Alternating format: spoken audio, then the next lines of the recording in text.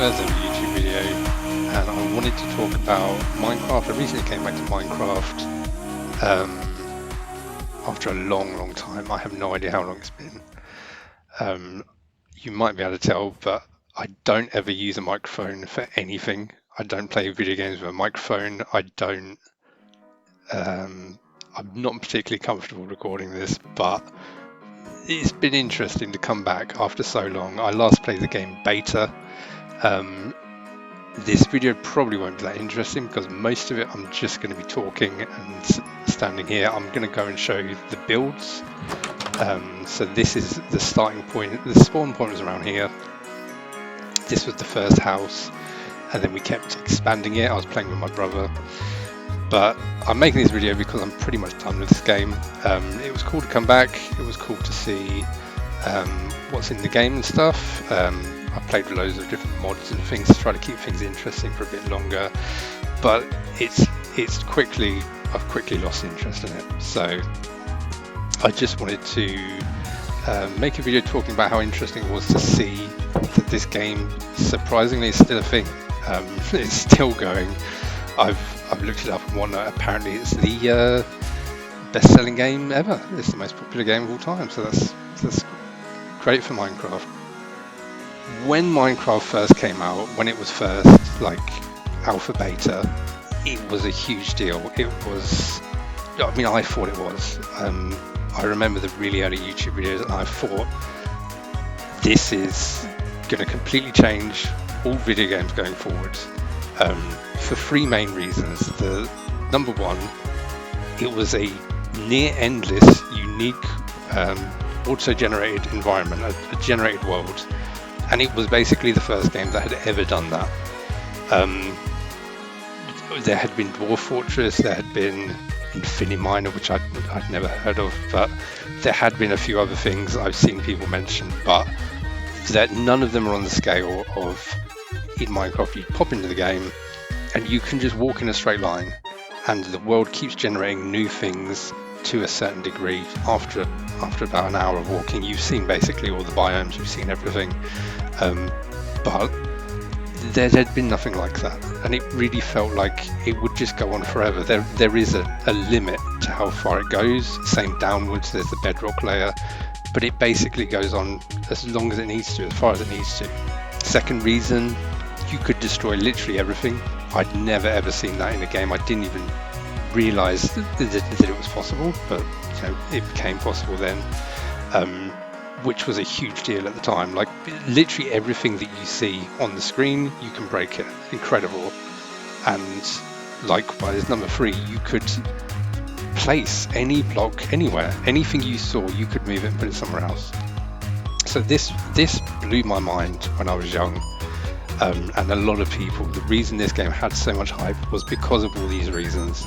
There was nothing like it, and shockingly, still to this day, there kind of isn't. I was pretty naive looking back. I thought voxel technology would change everything.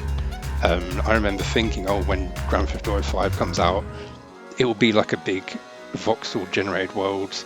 You'll be able to take a rocket launcher, shoot it at a building, blow a hole in it, throw a grenade on the floor, blow a hole in that. I was thinking every game will have this technology. That I thought this was the future, and it just hasn't happened. That after all this time, this indie game is the only one that feels like it's fully realized this. Very, very recently, there was something called Hytale that came out, and I took one look at it and just went, this isn't a step far enough. Like, I'll go into further detail later, but I'm kind of disappointed with the fact that Minecraft is the best of the best still. It's very, very surprising. Yeah, so it was a really big deal when it first announced. I do want to point out that I really have not really played, I haven't played the game since beta, but I'll get into details as to why. But I recently came back, and I came back just a few weeks ago, so that's what I'm going to cover. For me, what really, really inspired me was there was a YouTube series when I was really young called The Yogscast. I assume they probably aren't even around anymore, but long ago, they had a series. It was called something like The Shadow of Israel or something. Two people.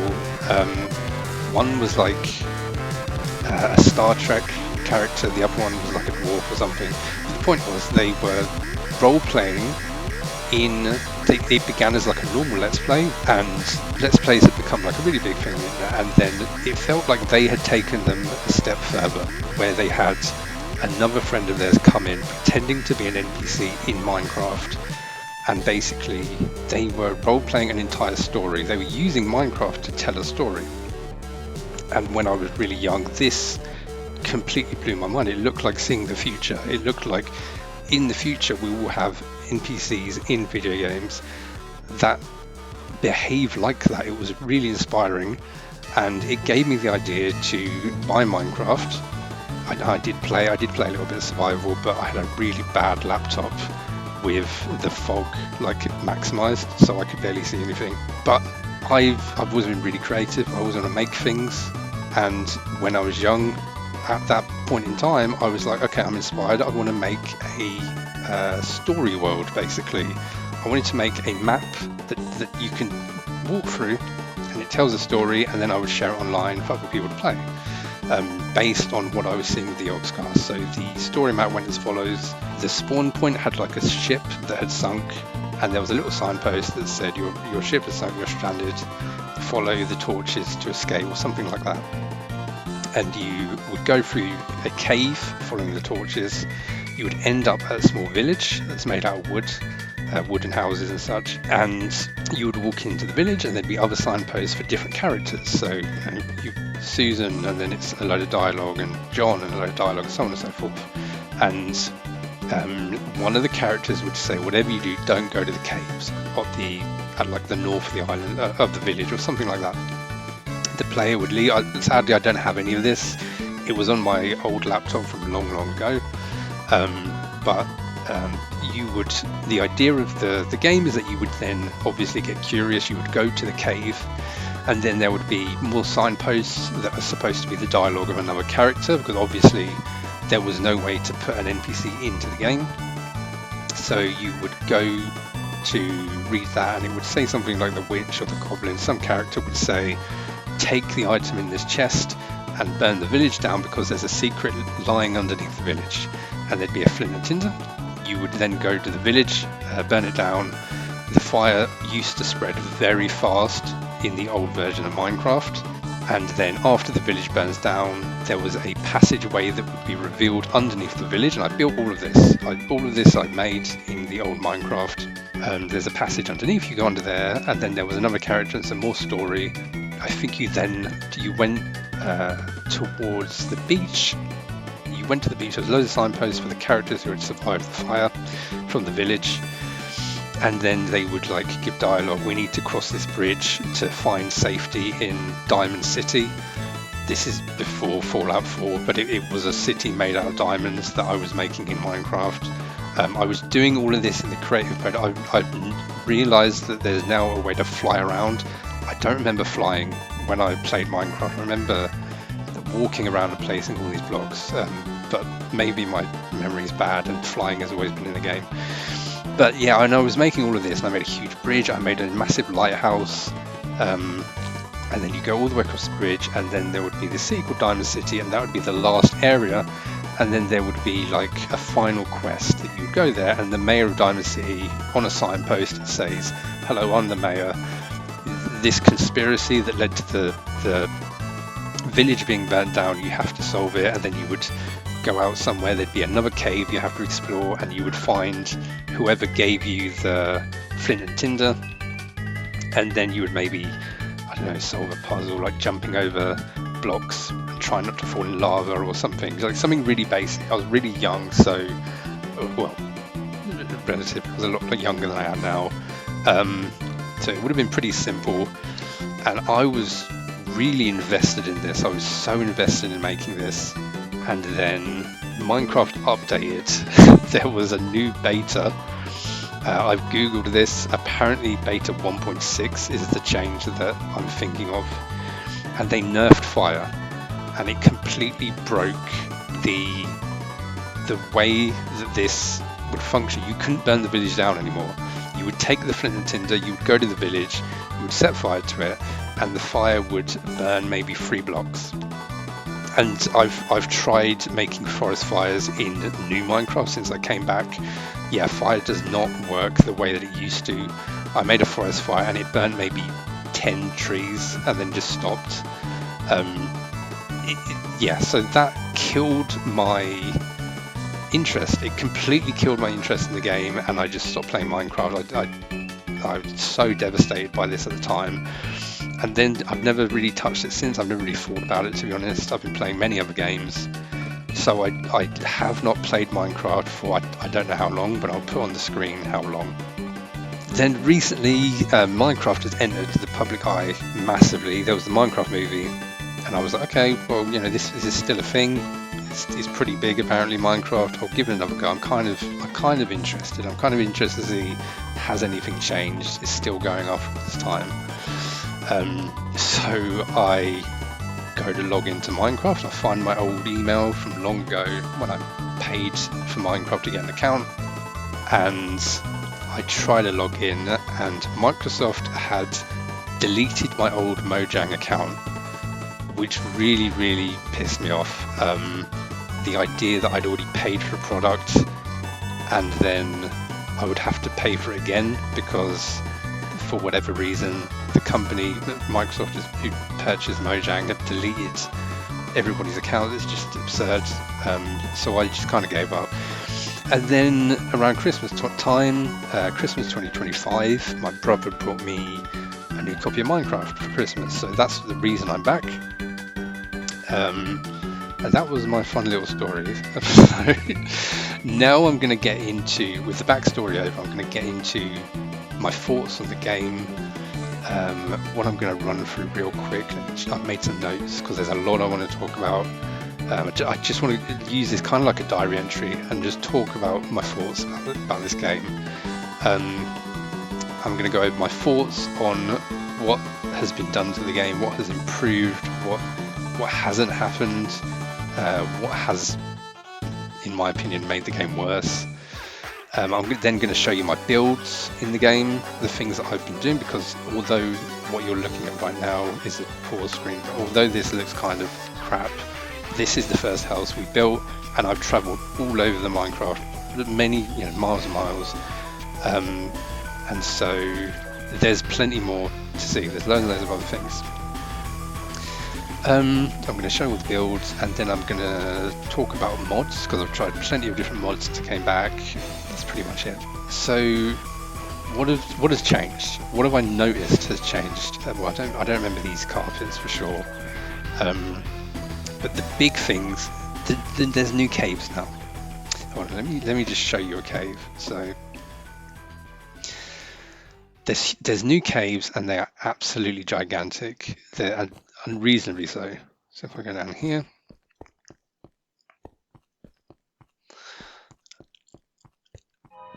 this is the scale of the caves, and it just keeps going. It's so big, and it doesn't make any sense for this to exist in Minecraft. It's cool once you put all the torches down. When you first come down here, it is a nightmare to deal with. It's so difficult. There are so many mobs spawning. I feel like there should be limiters placed on it so that there's less. I need to eat, don't I? There should be like some kind of system so that you're not just getting swamped with enemies non-stop. I imagine people who are really good at the game aren't bothered, but like I didn't even realize my brother had placed that there. But I imagine people who are really good at the game can deal with this fine, but this was just hell to deal with. And caves are like really stressful in general. The sounds that you hear in the caves, I was just getting blown up by creepers constantly and shot by skeletons in the dark that I couldn't even see. It was, and the caves in general are like that. Old Minecraft had nothing like that. It was designed with the fairly small caves in mind. So you would go into the cave, you would put one torch down, and it would light up the middle, the side walls, and then you would walk a bit further, put the next torch down. If the original Minecraft had been built with caves of that scale in mind, I really do not think the lighting system in Minecraft would be the way that it is. It doesn't make any sense. I feel like the original developers would have added in like a flare gun that lights up a huge area if you shoot it at the ceiling, and it can light everything up, or some kind of anything. You can come up with any idea you want, but a way to make light that fills a larger area. Because having to run around a gigantic cave and slap torches on all of the walls it's just a really weird. It was very weird for me. I was very surprised. But once you light the cave up, they do look good. They're just, the scale of them is insane. The new forests are the same problem. So there's a lot of areas that are just like that in the distance. That's a jungle biome. I don't remember that when I used to play, but it could have been in the game. I don't even think because I used to play with fog on the maximum, I don't really know which things. Those cherry blossoms, 100%, I don't remember that at all. I really don't remember ever seeing a cherry blossom. But there's loads and loads of forests in this game that are so dense that it creates a situation where you just kind of walk past them, because why would you ever build in a forest when it takes so long to chop a tree down? Speaking of which, that's one of the things that still baffles me, that in the original Minecraft, the trees had no physics. You would smash a block on a tree, and then the rest of the tree would be floating in the air. It was stupid. It was ridiculous. That's still how trees work to this very day. I had to download a mod to make it so that cutting down trees was easier, but it creates this weird situation where I'm cutting down a tree, and then the top of the tree is still there, the leaves are still there, but it's just kind of floating, and I have to stick a bunch of dirt blocks underneath me, make a tower to reach the top of the tree, and then cut down the rest of it. And you have to keep doing this over and over again to clear trees. I've looked up I've looked up a lot of content from other people talking about Minecraft, YouTubers, Reddit threads and stuff. I've seen lots of people talking about this. I haven't seen anybody mention how ridiculous trees are, which is surprising, but maybe those discussions are out there somewhere. But yeah, I've got a mod installed that basically just cuts down the tree instantly. Without that, I would just give up. I wouldn't even want to bother with trees. And it creates a situation where there are entire biomes that you end up completely ignoring, because you're not going to build anything there when it's going to take you so long to clear the land, to clear a space to build something. Yeah, that's the problem with trees. The world is a lot deeper. This is insane. We were both looking for diamonds. We're digging down and down and down, and constantly I'm like, well, we should have found something by now. We should have found, useful ores and things. And it took us so long to get down to bedrock. I've looked this up. The world depth has been increased. This it's a good thing and a bad thing. I think overall it's good. However, it ends up being there's so much nothing underground. You have to go so far down to get the only thing you really want, which is diamonds, which is another big problem with the game. There's not enough that's really worth getting. I've noticed they added, I think it's like copper or bronze, I think it's copper. It's like a brown metal, and I can't figure out what to do with it. From my understanding, iron is used for most things. Iron is used for making rails and mine carts and things like that. What's the point in copper? And this is a kind of a problem in general, that the Minecraft world feels really empty. If I ever go underground, what am I doing? I'm looking for diamonds, and that's it. I'm not looking for anything else. I don't really care what else is there, because what else would you want? So yeah, the world is way deeper, but it doesn't feel like there's any reason for it to be deeper. They could have made it so that if you go all the way down, you find the Nether down there, or a whole different kind of biome. Obviously, the Nether being its own region is like a lore or whatever you want to call it. It feels like there should be more underground, but difficulty. So the first day is insane still. The first day in Minecraft has always been a massive hurdle. It's a huge challenge. They've added this, which is a complete game changer. This is probably one of the best things that best new like blocks added to the game, because the campfire is A, it's a source of light, B, it's easy to craft, really easy to craft, and C, you can cook meat on the campfire. So it solves a lot of problems that you have when you first play the game. So that's a really good addition. There are good additions to the game, but in general, I'm still really shocked how hard day one is. The day one basically is you need wood, easy.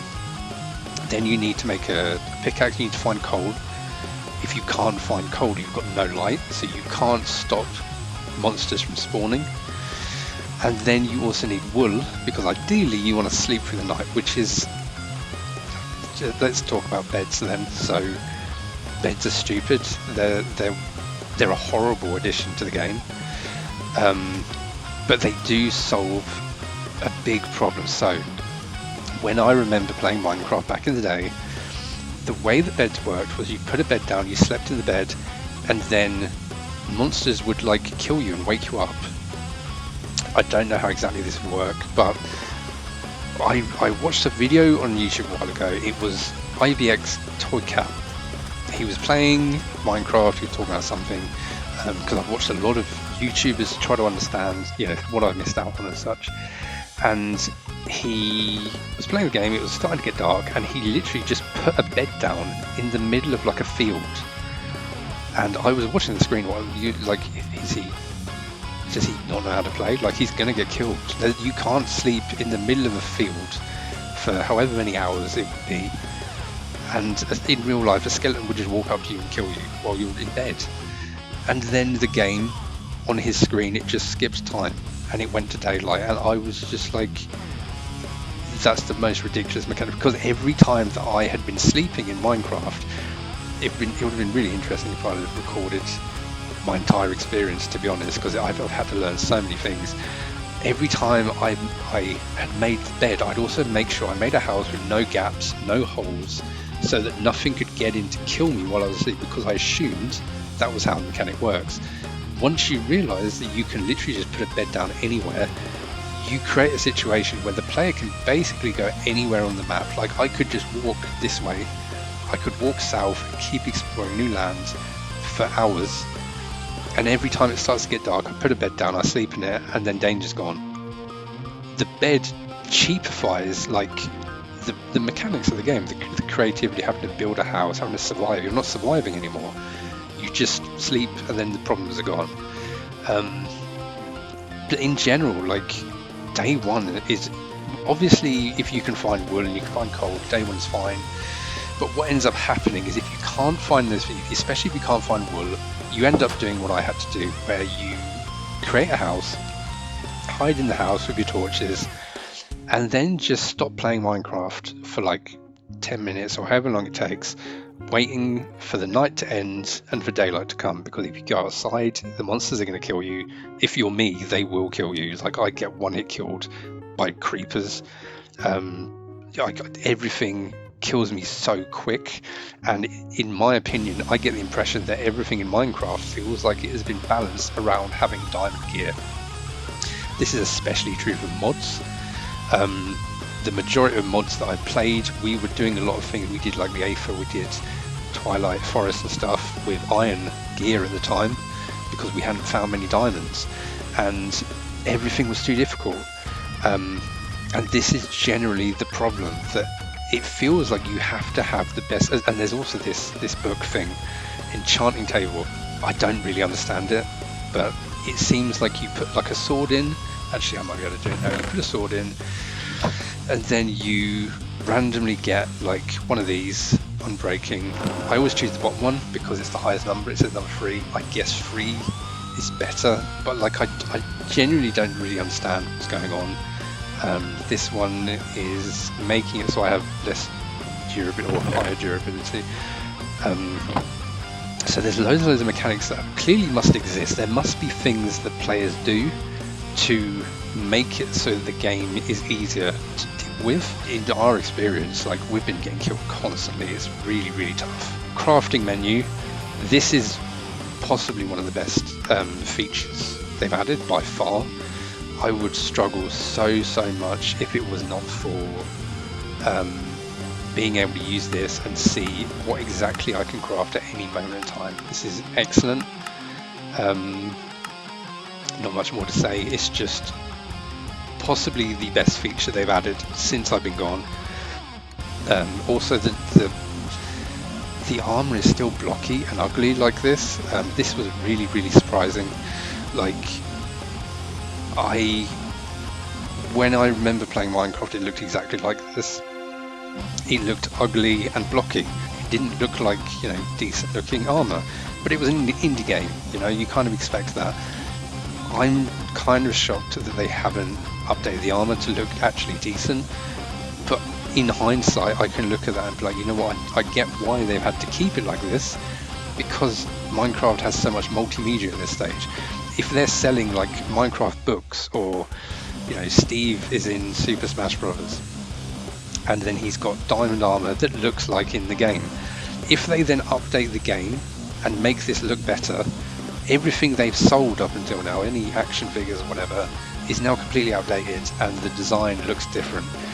And I imagine a lot of problems in Minecraft are based on that. The iconography is so strong, they can't really, the developers cannot make any drastic changes because it kind of has to be like this, which, to be fair, I do agree with that.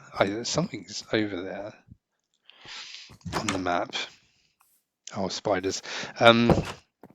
This game makes me so paranoid. It's honestly terrifying. Yeah, they've kind of dug a hole for themselves where the game has come out. People have gotten used to it being like this, and they can't make any changes because probably, I imagine, a lot of people, if anyone watches this, I imagine people will disagree with what I've said and said the changes I'm saying should be made would make the game worse, because it's been like this for so long. But I don't know, maybe they need to make Minecraft 2 and just update all of these problems, or decisions that were made in the past. Villages are a whole thing. I was very surprised when I went to the village. I haven't. How do I word this? The villagers look a bit racist. I don't really understand how something like Jar Jar Binks can be racist, but the villagers are not. But I've Googled to see if other people agree with me, and basically every Minecraft player is like, no, the villagers are fine, and I'm not going to get into any further. But they're pretty much, the villagers are shit, I'm going to be honest. You've got this situation where when I first found the village, I thought, okay, this is an incredible feature. To be clear, the first time I found a village, it was like I had to use cheats and teleport myself. This is the nearest village, and this is as far as we'd been after like a week or two of playing. So we didn't realize that there was a village over here. I had to use cheats to find a village because even though we've been so far, we traveled all that way north, traveled around and around, we just hadn't found one anywhere. And there's a lot of luck based around Minecraft. There's a lot of, if you find a village day one, the complaints that I had about day one being so difficult are completely gone, because you can just sleep in the bed. But you're probably not going to find a village if you're playing in my world. If this is the common experience, if the experience I've had is the normal experience of other players, there's no villages near your spawn. And if I want to trade with these villagers, if I wasn't playing a mod, so I couldn't just teleport, I would have to walk all this way. And there's one other village I'm aware of, and it's here, but I think all the villagers died. I don't think there's any villagers actually in it anymore. So yeah, like it's a weird system. But the main problem with the village is that it's just boring. You go in and you can trade with people, and that's all you can do. I expected that you'd be able to go in, talk to the villagers, there'd be like a bunch of different dialogue options. You could say different things. They might give you a quest. Oh, one of our villagers have been kidnapped by a horde of skeletons. Go to this location on a map and rescue the person. Or you get the idea, like something that you would see in an RPG, but there isn't anything like that. The villages are completely bare bones, and all they do is trade and buy and sell. There's a lot of pointless mobs, so I'm playing on 1.20 to get loads of mods to work, but I did play a little bit on 1.21. Saw an armadillo. I don't know if it does anything, but that was cool. But I've mostly been playing on 1.20.1. And very early on, I went into a cave and I got attacked by a bat. And I freaked out. I was like, I've never seen that. What is going to happen? Am I going to get bitten? Am I going to turn into a vampire? Am I going to get rabies? Like, how does the bat work? The answer is, after Googling it, the bat does literally nothing. And if you manage to kill the bat, which is difficult because it's small and it's hard to hit, if you do kill the bat, it doesn't even drop anything. It doesn't even give you like a feather or I don't know, anything. So this was, and it seems like a lot of things are like that in this game. There's been a lot of things added, and these things are pointless. They don't really, the original Minecraft already had everything basically done. Wool was used for sleeping, cows gave you milk, and you could get meat from animals, and like all of the essential creepers gave you the thing for TNT, whatever it's called.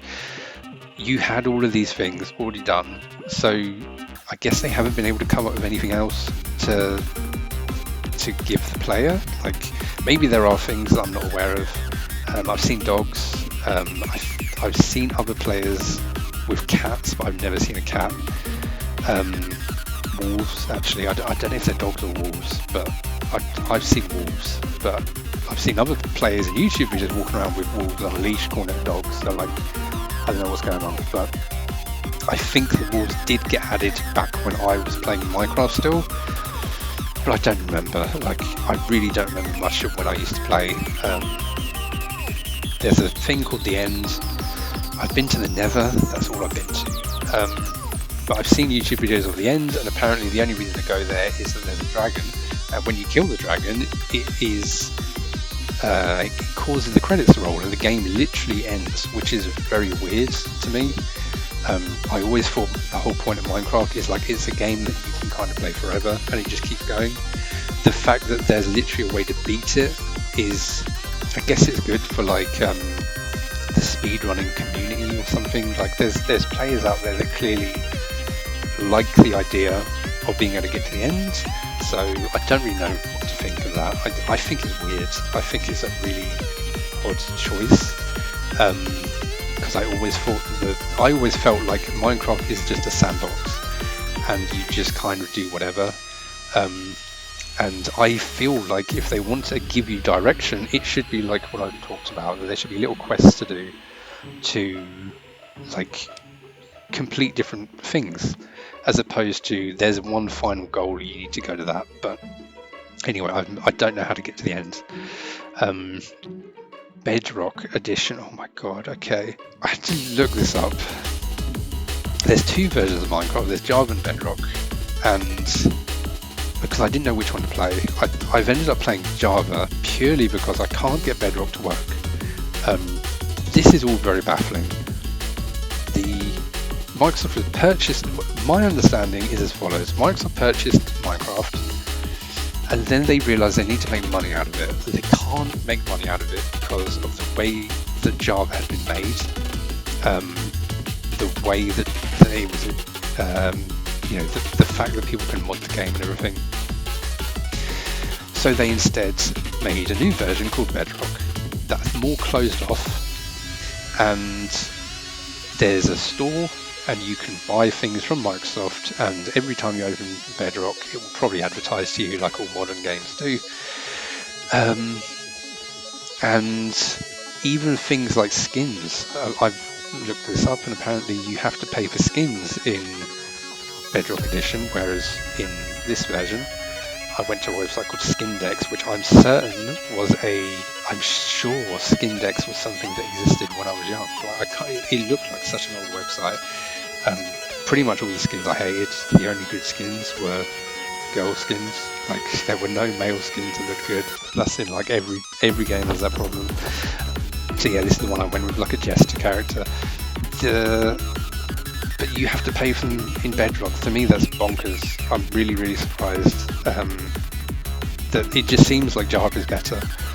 And I did a bit of digging to see what people were saying about this change, if it was pissing people off or whatever. What's really interesting is I've seen a lot of people saying Java is put together really poorly.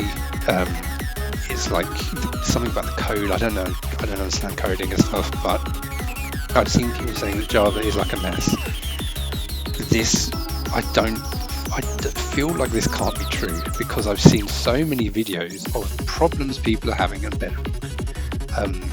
I've seen people, having huge lag spikes and falling through the floor, and Bedrock looks like a buggy mess, even though it's the new version of Minecraft that made from the ground up. All they had to do was look at what's happening in Java and remake all of that in Bedrock. But they obviously have struggled to do that. Music, so this is positive. Music's really good. They've added a lot more music. A lot of the songs that I remember from when I was young, I've heard them again in the game, so that's good that they've kept the music the same, and they've added loads more music, and it sounds really good. Not much more to say about that. So those are the things that have changed. Now I'm going to talk about things that haven't changed. Things that after over a decade of this game being out, this game desperately needs. The big one for me is borderless full screen. I'm using borderless full screen right now with a mod because it's not in the game. You need to mod your game to get borderless full screen. This is one of the stupidest things for a game that is literally the biggest game in the world. And it's been up so long, and it's owned by Microsoft, one of the richest companies in the world. Essential things like this are so obvious. Every modern game has them, and it has not been added to Minecraft. It hasn't been added to the old game that people are still playing to this day. That's a game that's still popular. These are it's an essential feature. Optimization is another one. I had to download a load of mods. There's Sodium, there's Entity Culling is something that I've got. I've got a bunch of mods. Distant Horizons. I've got a bunch of mods installed that make the game run better. Again, it is baffling that these aren't just in the game by itself. This should come with the game. Everybody who downloads it should just be optimized, but there is very little optimization as it is as a standalone game, which is, again, what have they been doing this whole time? What has been happening since I last played this game? Inventory management is hell. It was bad when I used to play it, but not to a terrible. To be honest, I didn't really notice how I don't remember inventory management being that much of a problem. Now I do. These don't even stack, by the way, these 4 buckets. Now there are so many. You can tell I'm going to use a mod for this, and I'm not even carrying that many things. Look how much I've got. Like 1,439 dark oak logs because I'm trying to clear some land. What else have I got? Just massive amounts. 2,089 cobbled deep slate. It's crazy how much you pick up. I've had to use a mod. If I didn't have this, I think I would have given up a lot longer ago, because it was just pissing me off how annoying it was to deal with this. We ended up with chests everywhere full of just junk, just random stuff. There's coals here and then. And then it becomes a problem. Inventory management is such an issue because you just have things everywhere and you can never tell what anything is. I spent probably a good 2 hours going through all the chests just in this base and moving items to the right place. This one just has blocks. This one has I don't know, gems and ore and stuff. This one has food and plants. And I spent a long time going through, and then after just a day or two of playing, they just got completely out of control again, because it's a constant battle against all of these little issues. trying to find things. The amount of times I'd come into this house, okay, I need like a feather or something, or a flint to make an arrow. I want to make more arrows. And then I have to open every single chest just to find where all these items are. This mod that I've got, you can tell at the top of the screen, it shows you some of the items that are in the box, but it doesn't show you all of them. And that should be a default feature of Minecraft. You should be able to just figure out, maybe above the chest, it should just tell you what's in the flipping chest as you're walking around looking for things. Yeah, inventory management, this is something that absolutely should have been improved in the game, especially because they've been adding more blocks, more items, and if you download mods like I have, you'll get even more items. If you go to the Aether, everything in the Aether is like a unique block, so everything in this game gets immediately out of control, and you cannot carry enough things. Every time you go mining, you end up with like granite and dirt and so many just like random things. It's just really, really difficult to deal with.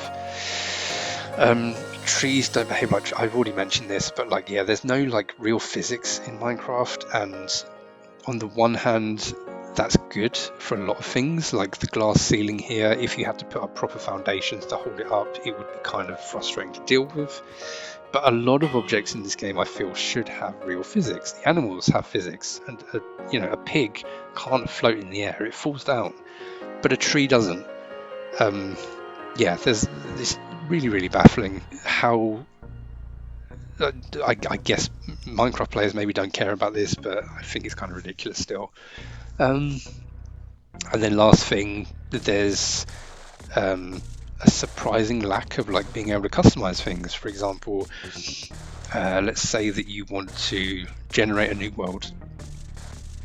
I would expect at this point in the game's life, you'd be able to open up the game and click on Minecraft, generate me a floating world that has lava at the bottom and snow at the north and desert at the south, and then it generates a floating island, and that is the game that you're playing. Minecraft, generate me a world that has zombies but no creepers, or generate me a world where I'm in a village, or create a world where all the dirt blocks have been replaced by cobblestone or something. Like, it's surprising that you cannot, as a user, do this. I imagine that there's probably plenty of mods that people will tell me can do this, but that shouldn't be the option. You shouldn't have to keep resorting to modders doing things for things that, in my opinion, would make the game a much more enjoyable experience. It would give people more things to do, but they're just not in the game. Okay, I'm going to go through my builds now. I'll do that. I'll walk around. I'll have to sleep again. Okay. So I spawned around about here, and then the first thing I did was I chopped down some acacia, I think it's called. This kind of block. These are the trees that were originally here. I chopped a load of the trees down, and then I made an extremely basic building that's literally it came up to here, and there was no underground, so it was a very, very small house. That was the first house I managed to make, and then immediately we ran out of space, so I needed to build, I need to extend the house. So the first thing I did was I came down, we just kind of slapped everything down. My brother put all this carpet down. You can't put a chest on top of carpet, you can't put a crafting table on top of carpet. Like, okay, thanks Minecraft. So every time I want to put something in the house, I have to break all the carpet, then it's in my inventory, then I need to find a chest to put it in. Anyway, and then I dug all the way down. There's a huge mine down there, but as always, the mines are not very interesting in Minecraft. And then I extended this way, and then I was kind of just bored of this area, because this is a big problem that Minecraft has. If you want to see anything new, you have to go very far away, but because the world around you doesn't change, there's no like seasons, for example. This is a really obvious thing that I feel should be in the game. You could have it like, for example, Spring could be just, this is what spring looks like. Maybe crops grow a bit faster. Then it would go to summer. You might have like, I don't know, a chance for a heat wave in summer, and that would mean like you run out of stamina quicker for your sprint, or you take damage from the sun, or like you could have things like that. Then it could go to autumn. The trees could change, so the leaves would change. Different things might spawn, different, like maybe mushrooms spawn more in autumn or something. Maybe certain types of enemies only spawn in certain seasons, or maybe like the animals look different, so the creepers could maybe be more brownish colour in autumn or whatever. Then when it gets to winter, maybe your crops don't grow in winter, but all the mobs are hibernating, so you don't get attacked by monsters. Like, you could create a situation.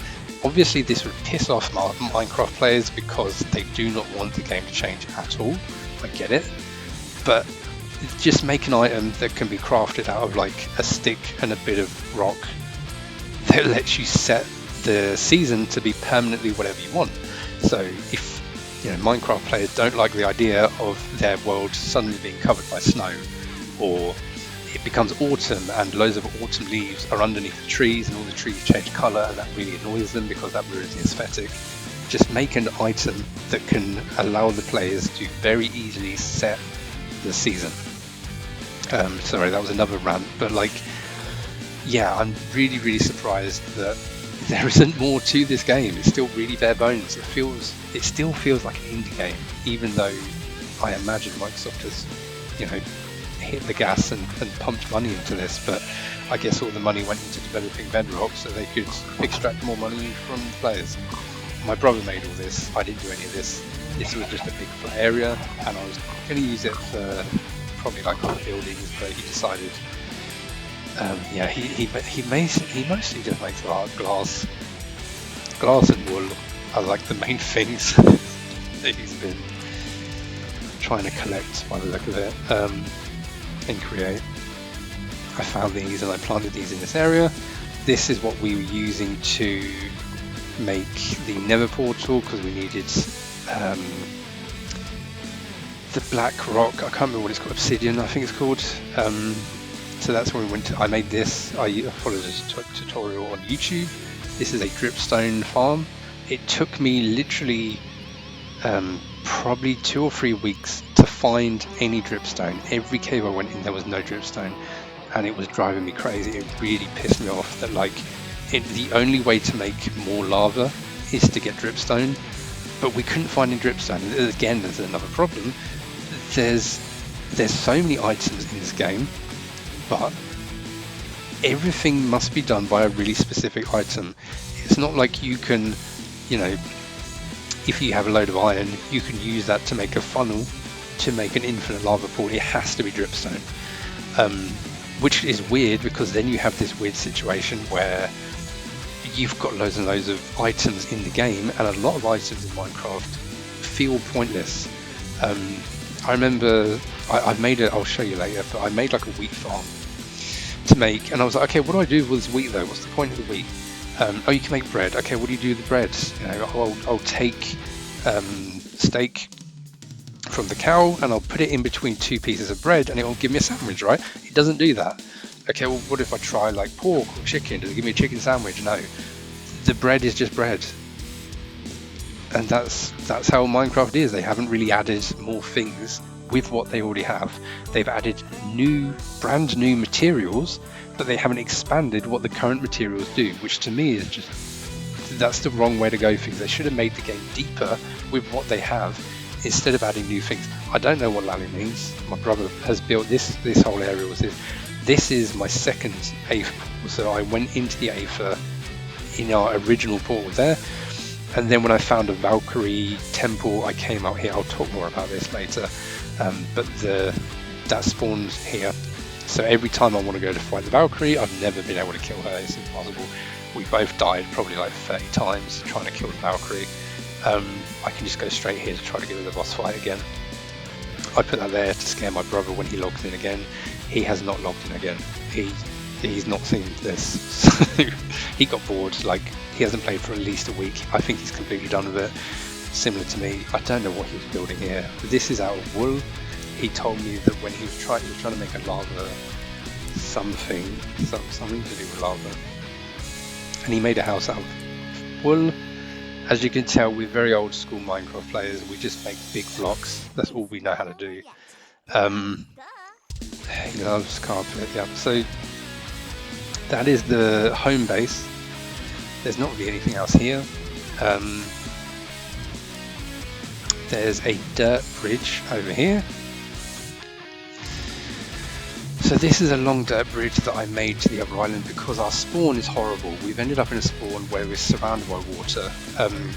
On the one hand, this was really good because when I was first playing and it was like really scary and loads of enemies everywhere, I knew that the enemies would only come from one angle. They wouldn't come through the water, although it turns out that they've added something called a drowned. So you do actually get attacked by something in the water, but the drowned are they're pretty slow. I'm surprised they haven't added like any kind of water enemy like sharks or something. Yeah, this is a path to there. I made a small house over there, but it's just not very interesting, so I won't bother showing you that. It's just a small house made out of cobblestone with a bed in. This is the original Aether pools that we made. I made this. I really wanted to go. This one goes to the Twilight Forest, and then this one goes to the Aether, and this is obviously a Nether portal. I didn't really finish this. I was going to put this stone. This is called cobblestone wall. I was going to put cobblestone wall around it, but I didn't bother finishing. So that is the home base, and I was bored of this base after probably less than a week, pretty much instantly, because one of my favorite things to do in Minecraft is explore. I really enjoy exploring and seeing new things, and I expected we'd find lots of new things. We did find something. I found this. This is a mansion, I think it's called. It was full of this enemy that was called Illager or Pillager. I think sometimes it's called Illager, sometimes it's called Pillager. I don't really know why. Maybe it's a bug or something. But yeah, it's just a huge mansion, and when we arrived, it was on fire. I think this game's buggy. Maybe one of the mods caused it to catch fire. I don't really understand, but the entire mansion caught fire. So we were just, it was just kind of a boring experience. We go in, we get killed by an Illager in 2 punches. We respawn, we run all the way back to the mansion to get our stuff back. Because in Minecraft, you're usually carrying your best stuff, unless you've been playing for a long time. All these diamond items, I'm carrying them because what if I go somewhere and I need them? So you pretty much always have all your most important things on you. So anytime you die, you lose everything unless you go back to where you died. And if you're going to walk all the way back there, you might as well go back to fighting the monsters. So we just kept forcing ourselves to keep fighting these enemies until we had killed all of them. But yeah, it was kind of a waste of time. We didn't find any diamonds in the mansion. Lavender Forest is the last thing I made, and it's the best thing I made. I'll show you that last. So, Cherry Blossom Hill, I'm going to see the bed, I suppose.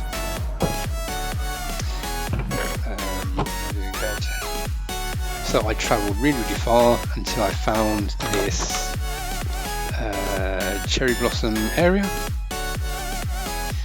and then I built a house out of just whatever I had. I had granite, apparently I had loads of granite, and then this here is, I looked up a tutorial. This is a waystone mod. I'll talk about mods later. So this here is called a powered rail generator. Now, I looked up online how to get rail because I wanted to make a huge minecart track. It was one of the fun things I wanted to do. You need so much iron. Again, another problem with Minecraft and it wasn't even worth it because the minecarts travel so slow. They're incredibly slow. So it was kind of just a waste of time, but yeah, like I had to make this. It lags the hell out of the game, and as you can see, it generates these powered rail things. If you don't do this, it just takes such a ridiculous amount of time to farm, because like, maybe people will disagree with me, but I get like no pleasure out of mining in this game. I find it so boring, especially when you get to, obviously when you first go mining, you're discovering new caves, you're finding, you know, mobs and monsters. There's a bit of difficulty, but a lot of the time it's you go all the way down, and then you get to bedrock eventually, and then you just dig and dig and dig, placing torches everywhere, no monsters spawn, and you're just kind of wasting time hoping that there'll be a diamond somewhere, or iron or whatever. It's not fun. It's just wasting time, and I am someone who very often will play a game and have like music in the background, or an audiobook or something. I'll play Tetris, Minesweeper, and Super Smash Bros, Counter-Strike, whatever. Like, there's so many different games that I play, and they keep me, you know, mentally stimulated enough and I'm also listening to an audiobook or something at the same time. Minecraft isn't really something that I can do that with, because it is so boring. It's so brain dead, mining underground, just breaking blocks, hoping that there's something behind them. I don't understand the appeal of it, and I'm really shocked that there is not an item that you can create that allows you, that like a little compass that points towards the nearest ore, or an object that glows in your hand when you're near an ore, anything like that. You see what I'm trying to say? A way to mine quicker, to get to the bit that you actually want to get to, because mining is just busy work. It's brain dead, pointless busy work, and I don't see any value in it. And like, at least if you had, you know, a cave-in could happen, but there's no physics to the blocks. Like, there isn't enough happening. There's not really any interesting mobs that you find. You can find the Warden underground, but aside from like the Warden, I've also found crystals. That's a new thing. I never saw that before.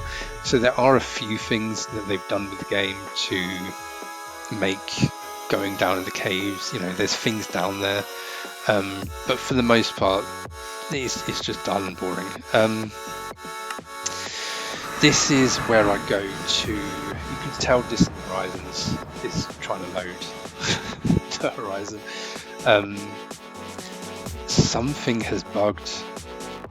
I think it's Mystic Biomes. Yeah, it's Mystic Biomes. I had lavender trees here that I was farming, and they're not here. I don't know if I'll be able to get them back, but whatever, I'm probably not going to play this anymore. And yeah, there were cherry trees that I was collecting, so I travelled all the way here, and I did originally think this is a really big flat plain. I could, you know, use this as a site to build loads of cool things. What is that over there? I think that's one single tree. So as you can tell, I put down the foundations for a big house I was going to make, and then I didn't do anything with it. I just got bored, and it was a lot of work. So I was going to make something in the flat plain, but it's a bit of an uninspiring location. With all the trees down there, I must have planted about 30 different purple trees here, but whatever. Desert Village, this is obviously, we made this, terrible, I made this, and then my brother put a cactus outside the door, so every time you walk in and out of the house you almost die. I think all the mods are broken, are they? No, those guys are there, those are ants, killer ants. Yeah, I think all of the villagers were killed because we kept getting attacked. Oh, hello. A melon? No? Okay. I think all of the villagers got killed. There was just chaos going on outside. There was a particular mob being spawned by a mod called Alex's Mobs. Lots of mobs and mods. And it was like a whirlwind that shoots it like shoots dust at you or something. It was terrible. I had to go into I had to download the config mod to go into the files to turn the mod off. But yeah, it looks like all the villagers got killed by things. I also had a mod that gave us guns, and then the mod started spawning enemies with guns, and then they were just killing everyone. It looks like even the Iron Golem is he. Yeah, everything's dead by the look of it. Oh, was it you that killed everyone?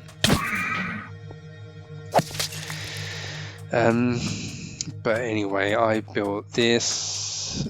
This was going to be like a big kind of castle. Pretty ugly. Creeper must have done that at some point. But this, as you can tell, completely empty inside. I never know what to build inside. And then a cool little lookout point. He's behind. Oh, you can climb. Okay, I'm gonna deal with you then. Here we go. But the interesting part here was that this was the first time that I made a proper efficient way to get down to bedrock. So try not to fall down and die. And as you can tell, we were looking, I mean, like I can just walk and walk and walk. We were looking so far for diamonds. I watched a tutorial online on how to get them, and somebody said, yep, come down to the bedrock layer. And like, they said you have to cut like a hole here, move 2 blocks across, and then do another hole that's like 5 blocks long. We just kept mining. And the guy in the video was like, oh, I've got like 23 diamonds in 5 minutes. And that's bullshit. I don't know if there's something wrong with our world, but there's like, we found like 3 diamonds in about 2 hours. Maybe there's a mod that's causing less diamonds to spawn. You know what, actually, how do I do this? I have this. Because I got so sick of looking for diamonds, it was pissing me off how there was so many things that I wanted to do that are actually fun in the game, but instead of being able to have fun, you know, we were just like walking around looking for diamonds or constantly, and we just weren't finding anything, and it was taking hours of mining. They look, we're literally just walking past them. There's diamonds, there's diamonds. Like there clearly are diamonds, but we just weren't finding any of them. We were just getting so unlucky. Oh, fucking hell, we were so close. What's the closest we got?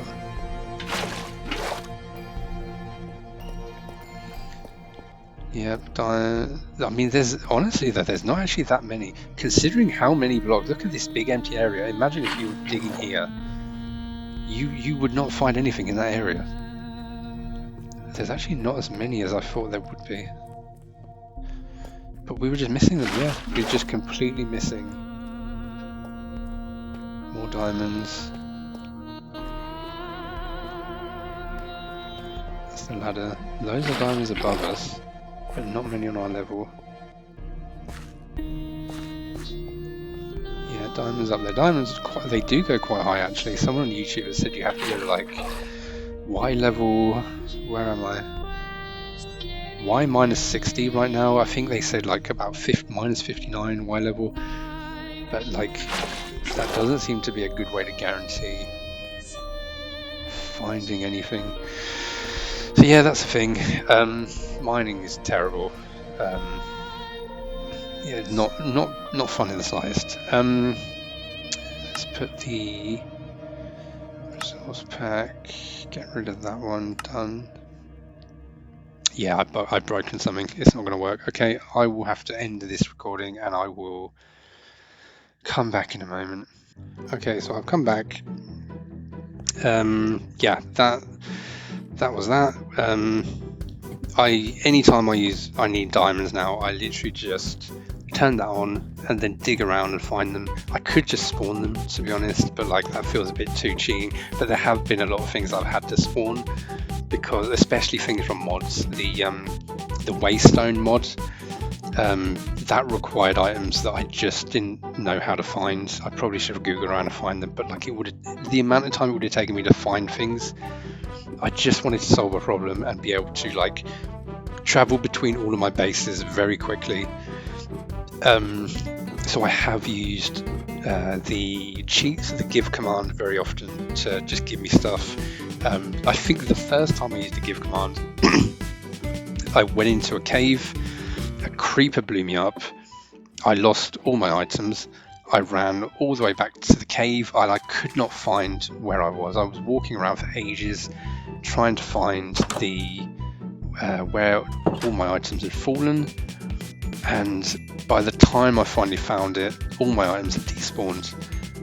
Again, and this is another problem in Minecraft that I just cannot believe is still a thing. How come when you die, you don't leave like a dead body with a bunch of items on the floor? I've seen that there is actually a mod for that. I think it's stupid, really. I think it's a really weird idea that there's no like gravestone. You know, luckily I have this mod that lets you, it puts like a marker on the map when you die, so you can figure out where you need to go to get your things back. But without that, the game was just really, really difficult, and we'd constantly end up in situations where you're just losing stuff. You're just, you know, spending all your time getting these resources, and then in a single mistake, you lose everything. Which is, you know, some people probably think is really fun. So, mushroom tree, what the hell is that? Is that really what it looks like? What is that? Does it? I don't remember making it look like that. Maybe we did. Oops. What am I doing? There's like there it is. We didn't realise the ladder was here, so we built stairs when we discovered this, and then as soon as we got up here, I was like, we are so stupid. Yeah, this was me and my brother, we walked really far, and then we were like, shit, like we haven't got beds, we need to find somewhere, and then we luckily found this. I think a mod put this in the game. Oh, that's cool. Can I climb that? I'm not going to try. Okay, yeah, we must have done this. We put this, yeah, we expanded the area, but then we didn't do anything else. We just got bored and went to another place. Yeah, exploring, it does feel a bit like you're just walking for miles and miles, and there's, what is that in the distance? What is that? I don't know. I'm sure someone who knows Minecraft will know what that means, those tall things are. What else have we got? Badge Villa. Yeah, this is a bit further north from. This is the spawn point, and we're currently here. Yeah, so this was one of the first buildings I made, and then I got annoyed with it because enemies would spawn in this extremely dense woodland, and the sun wouldn't kill them, and there would just be enemies everywhere. Also, there's this. I don't know which mod spawns these, but it's terrible because it's the same thing every time. You open it, and there's a treasure chest that like has ghosts in it, and the ghosts pop out and kill you. So the first time it was really cool, and then when we found about like 5 more, it was like, for fuck's sake, like, we want something new, we want something different. Yeah, and it's kind of disappointing how a lot of things in this game are very repetitive. You see the same kind of structures. Yeah, so I built this at one stage. As always, oh, is there not? No, not this house. There's a different house. There's a mine. I didn't really do much of this one, it seems. Mushroom Dock. What's Mushroom Dock? This is very close to our spawn. We are here. So I use the boat to travel around here, and then yeah, back and forth. Yeah, we didn't really build anything around here. It looks like I made this kind of dock area. So the idea was you would knock these open, the boat would come here, you leave your boats here, and then close it, and then the boats can't drift away. However, I don't think the boats do drift. I don't think that's a thing. And then my brother put carpet on the floor because, of course, it's really laggy.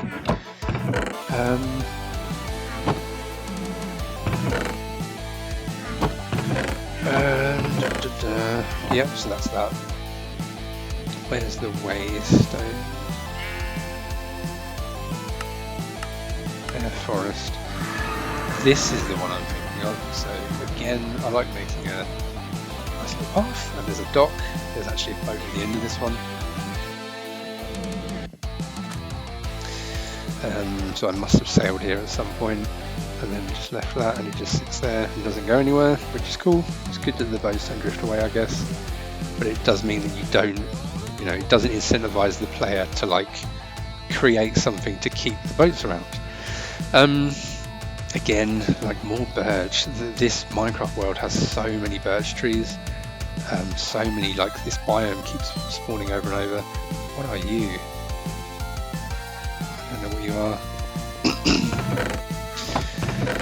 Yeah, we've just got crap everywhere basically. And then there was a skeleton. I think it was a skeleton spawner was here. The first time I'd seen that. I think that was something from the old game. I don't really remember. I'm not going to bother, but yeah, there's obviously a big mine. Where's the waystone? So yeah, that's another house. As you can tell, I really like making really, basic blocky houses. It's what everybody used to do back in the days of Minecraft in the past. This was how you built a house, and that was impressive. It's not impressive anymore. I've seen what people make on YouTube, and it really puts anything I can do to shame. So this is Ice Dragon Bridge. So I'll talk more about it later, but there's a mod called Ice and Dragons. I looked up the most popular mods. I googled, best Minecraft mods, and people recommended them. And what happened was this wasn't here first. The first thing that happened was I was all the way over there.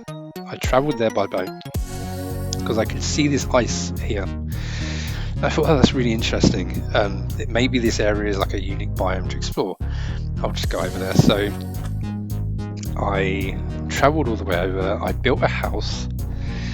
I slept in the bed, and then when I woke up, a dragon was destroying my house, and it killed me in like 2 hits. The problem was that there was a bed, and I respawned in the bed, and it killed me again. And I basically was just trying to grab my stuff and run away.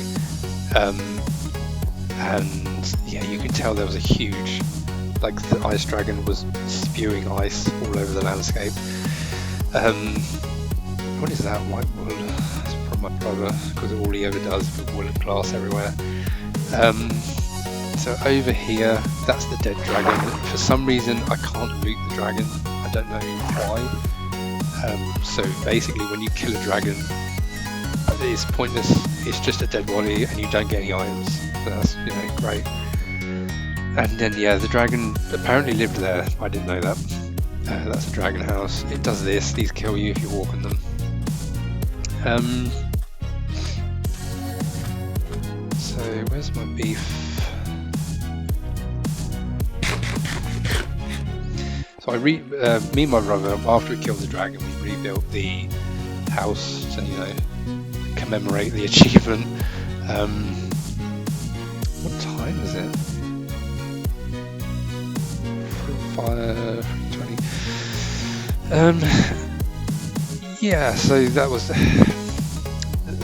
There's a lot of mods that just add stuff that just kind of is annoying and ruins the experience, like getting killed over and over again by something that has like 500 health and can kill you in 2 hits. Minecraft's combat is terrible. Minecraft was not designed for kind of in-depth combat. It's just like you're 247 HP apparently. You're just doing this. You can't like dodge. There's shields in the game, but like they don't really do much, it feels.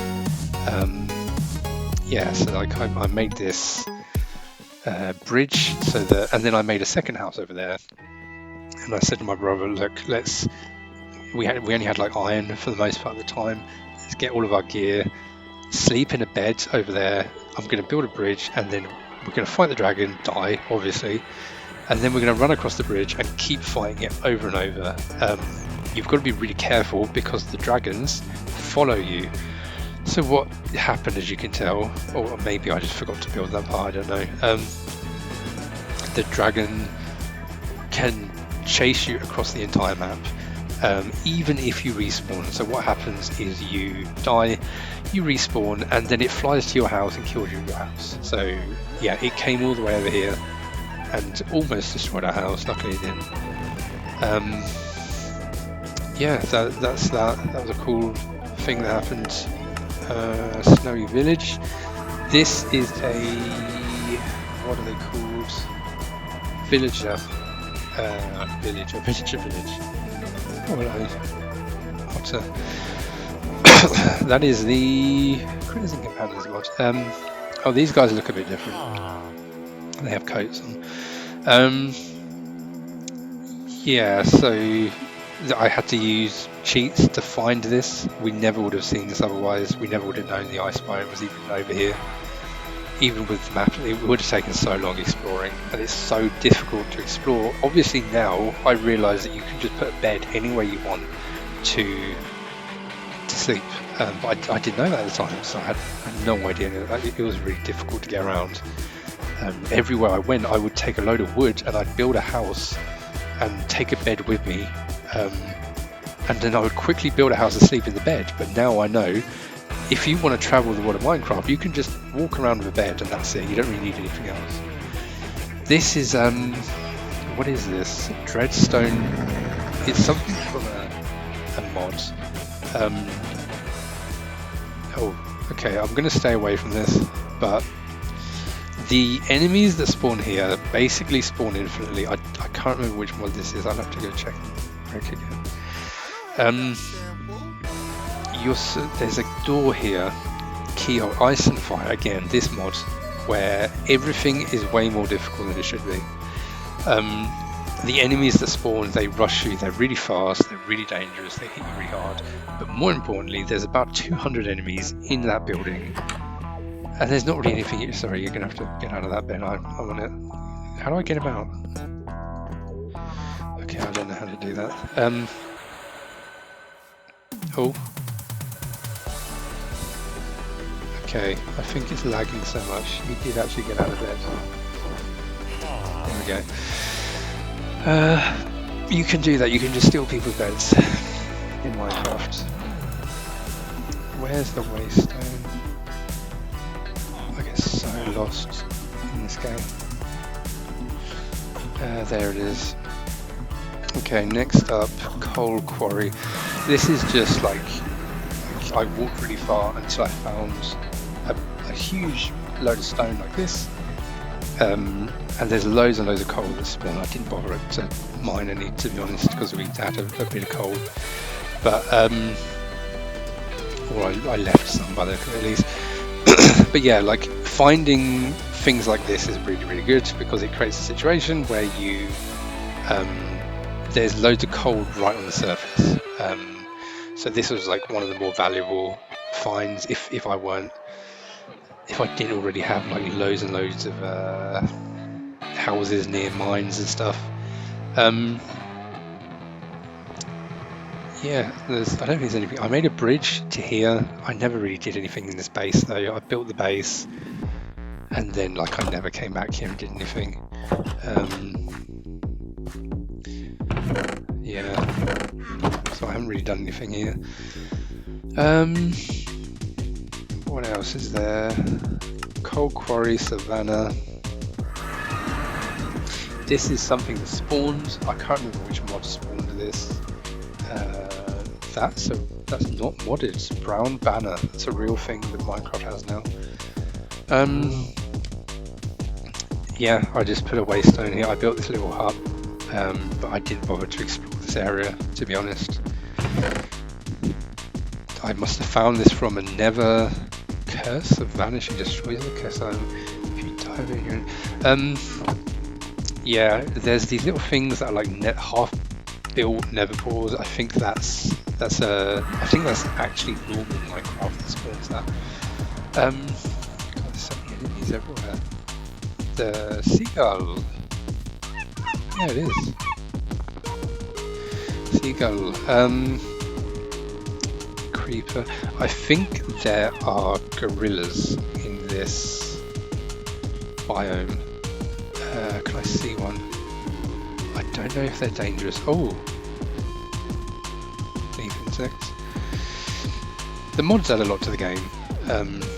You know, it is kind of surprising that there's not. Hello. Yeah, it's pretty cool. Yeah, like the game, as you can probably tell, the game was getting pretty stale, and the mods did extend our playtime a bit because we were done with the game pretty quick. Honestly, it wasn't that fun. Looks like we didn't really do anything here. I just put a wasteland down and moved. So we could come back here at another point, but we never did. Winter Wonderland. Yeah, I didn't even build a house in this location. Looks like we killed a dragon here. Yeah, I think we must have killed this dragon and then immediately put the waystone down. There is. That's interesting. What's that? Milk. Oh, mystic biomes. I think the mods are working again. Oh shit.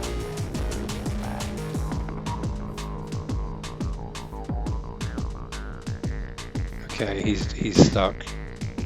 This is a big issue that mobs have in Minecraft. That the pathfinding is really bad. I don't know why he spawned here.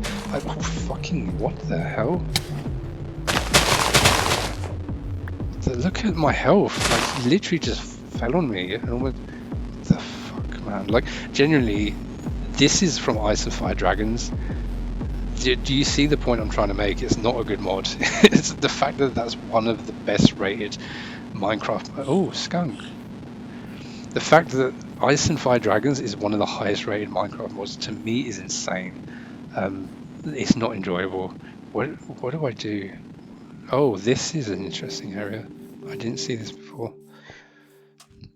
This is taverns and dungeons spawns these, because you can tell by this. If this is here, this is an area by taverns and dungeons. That's a really good mod. I'll talk about the mods in detail later. I don't know where the waystone is. I have literally no idea where the waystone is. I think it's in the snow. Yeah. Hell. There's the skeleton. There's the waystone. Ooh. Frost lily. That's cool. I can't sprint anymore. I do like the hunger system. I can't remember how the hunger system used to work. I think it was a thing, but I can't remember it. Yeah, this is a really unique biome. Oh, I know where I am. I'm near my last house. Okay, right. I might as well just show you the only interesting thing I built, to be honest. Let's go to. Wow, it's laggy. Okay, I'm gonna have to restart the game. All right, I'll be back again.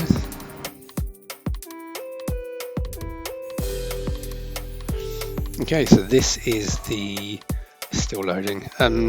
This is like the only really good thing I built. I ended up making this. I discovered this lavender biome.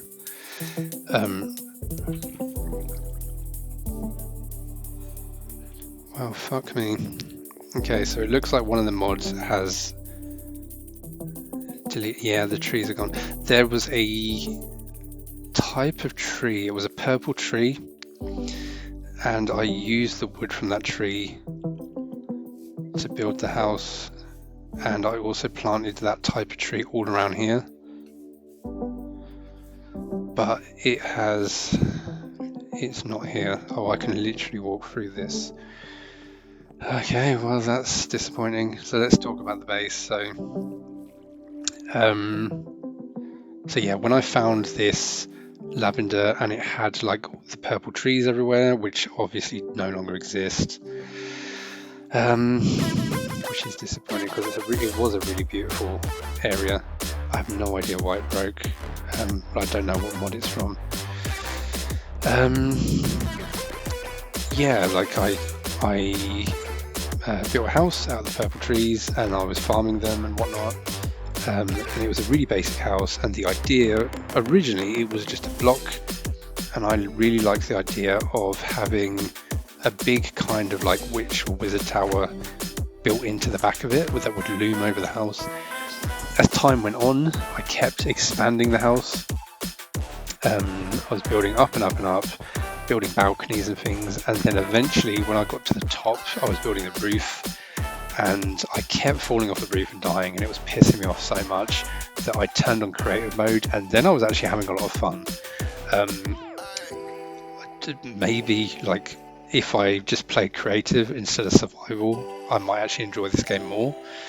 Oh, the butterfly nests are still here. That's interesting. Yeah, creative mode was... Are you alright, mate? Entity Mystic Biomes Butterfly. And yeah, I used creative mode to build the roof, and then I followed a tutorial for the roof, and then I started decorating and stuff, putting lanterns everywhere, which are just kind of floating in the air now. I finished the tower. What I'll do is I'll talk about the house last because it's the most interesting part. So let's talk about this next. So there's I got this. This is where the rails are for that I was farming. That's a tower I built. It's just kind of ugly. There was a cavern, and I saw a cave here. At night time, the cave was lit up. So I had the idea to build a railcar. It's very, very laggy. It does go back by itself, which is good. So that means there's always a minecart here, and there's always a minecart at the other end. We should see it. There it is, traveling along, and that will go back to the house. I put that lava there. It doesn't look good. I should get rid of it. I was trying to burn the mushrooms. It's so hard to get rid of mushrooms. They're like, unlike leaves, where when you destroy the wood, the leaves disappear. The top of the mushroom stays, and it's just, there's so many things that annoy me about this game. Like, why is it like that? Yeah, so I went and explored in this cave. There's these weird, like, glowing berries or something. We're gonna have to walk. Let's walk back, shall we? So that was something fun. That was a fun little project, making a rail car, but ultimately, like, it took a long time to do, and it wasn't worth doing. It felt like kind of everything in Minecraft is like that. Things take such a huge amount of time, and then they just don't really feel that worthwhile. But I think that's not the game's fault. I think that's just me being old. So, like, when you get older, you know, games start to feel a bit more pointless.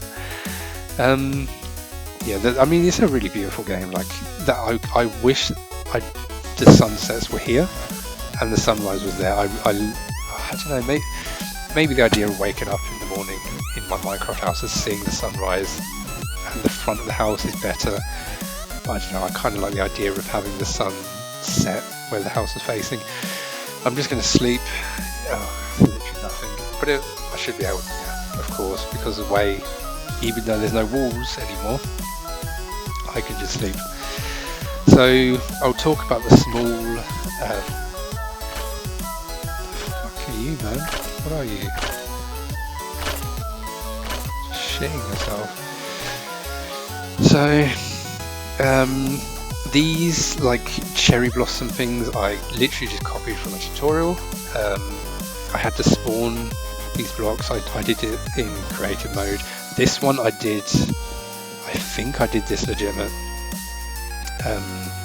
This one I did in survival legitimately, Yeah, they look great. Like, just following a tutorial, even though I'm not using my own creativity, they do add a lot to the world. So things I wouldn't think of, like these are trapdoors.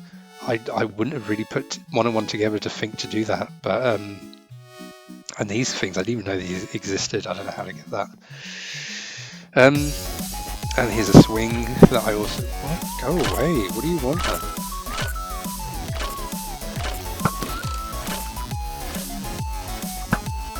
I can't hit that. Yeah, this swing outside what was the front of the house. That was the same tutorial. I'll link it in the video. I've got the mermaid mod installed, so if I do this, you can see the mermaid tail.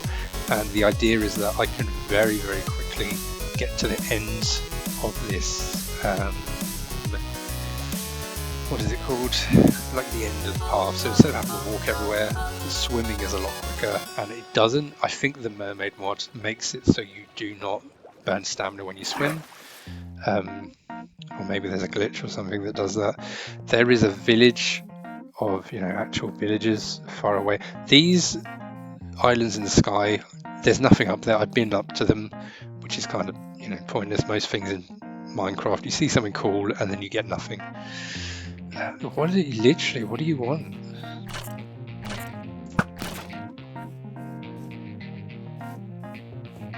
More critters as this. Do you just run? It just runs away.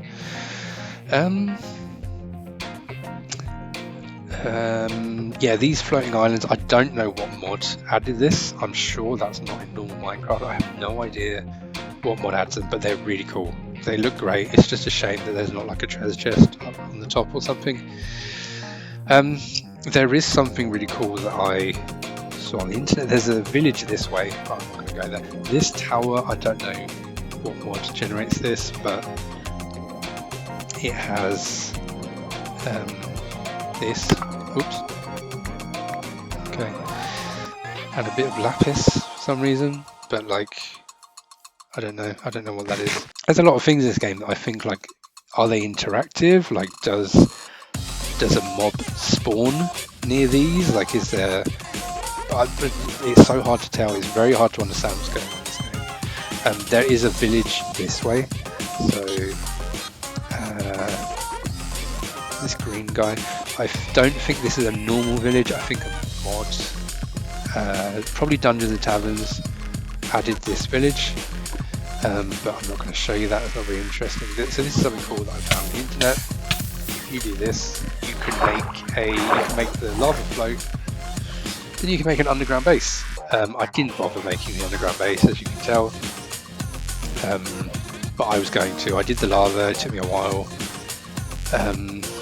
But I just couldn't be bothered to do more, so I just dug my way out.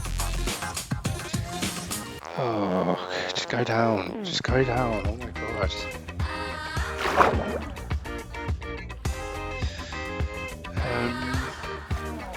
Here's there it is.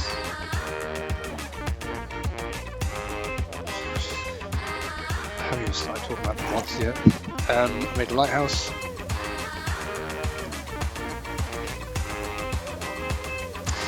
This thing here, the lighthouse and this were a tutorial, but in this tutorial it was a smaller lighthouse. I made it a lot bigger, and this as well. So the lighthouse I made in survival, and it was hell. It was so, again, I kept falling off the roof and dying. It got to night time, I kept getting attacked by things. But the most crazy thing, so when I used to play Minecraft years ago, I remembered that I'd built a lighthouse, and I'd have built it out of red and white wool, I think. It was definitely wool, and it looked pretty good back in the day. I was really proud of what I made, so I googled lighthouse tutorial, watched the YouTube video, and the guy used concrete. And I was like, there's concrete in Minecraft? Like, there's so many things that I'm completely unfamiliar with. So I then decided to follow the tutorial. Instead of just making the one I was going to do that would have been a lot quicker, This took me days to make. I had to make concrete powder, which meant I had to find flowers to get red and white dye, so I had to run all around the world getting flowers. I can't even remember what the other materials were. Then when you make the concrete powder, that's not concrete, it's just not concrete, so you have to put the concrete in the water, then it turns into real concrete, the powder turns into concrete, and then you can start using it, and I had to do that so much to get enough material. So tedious. I do think creative mode, maybe I would have enjoyed this game a lot more if I was playing creative the whole time. Climbing ladders is still slow, you can't sprint or anything. And then yeah, there's some beds, and you can see the house from here. Nice little view, and then there are glowstone on top. There's a lighthouse, so it needs some light. So yeah, that's another thing I built, and you will see an issue with it when we go far enough away. But anyway, it doesn't light up very well.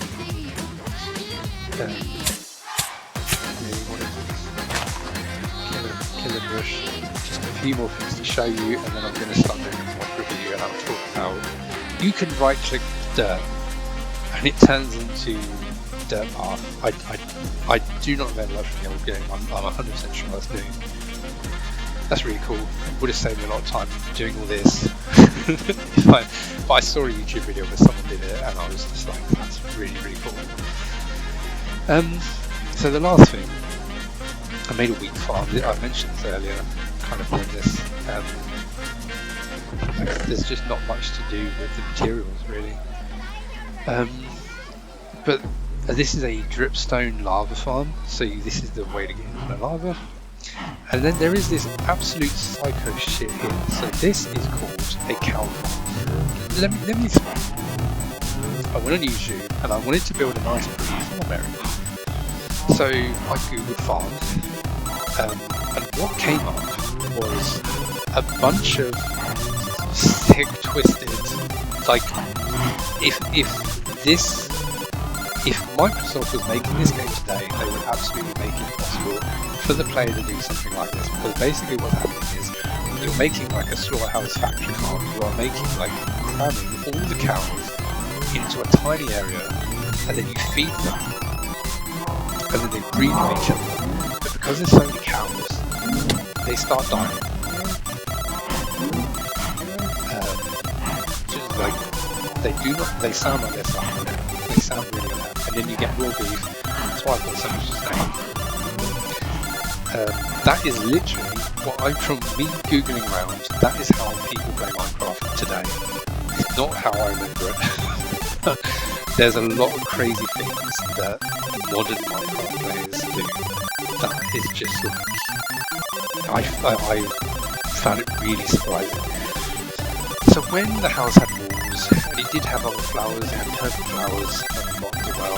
It looked like this, but all the way around. And the idea of the house, you could get up the house, you could navigate the house.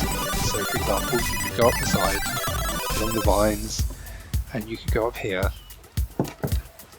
and then you could go here, and you could go to the loft. Oh, fuck me. Obviously there were walls there. There's panes apparently. Is this panes or these are glass panes and these are glass blocks? Yeah, I don't remember panes being in Minecraft. I don't know what the difference is. I assume glass blocks are like harder than creepers to blow up because panes are thinner, something like that, I guess.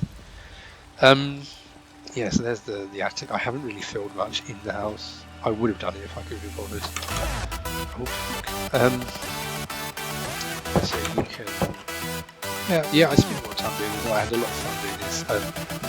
Like this was all done in survival. A lot of it was done in survival. But a lot of other things were done in creative mode. So, you know, once I got to like the roof and I started decorating the outside. But yeah, the idea is like the tower allowed you to get to every floor immediately. So here I can go to this floor. This is stripped strawberry. You can strip wood, apparently. That's a new thing. That's just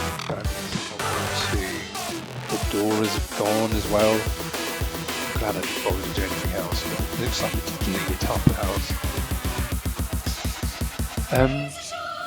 There's windows everywhere, but I spawned all of this. Like it's so tedious to make things in vanilla Minecraft.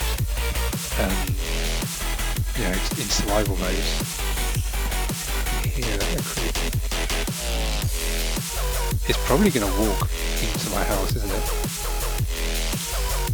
No, it's a spider. I think it's a spider.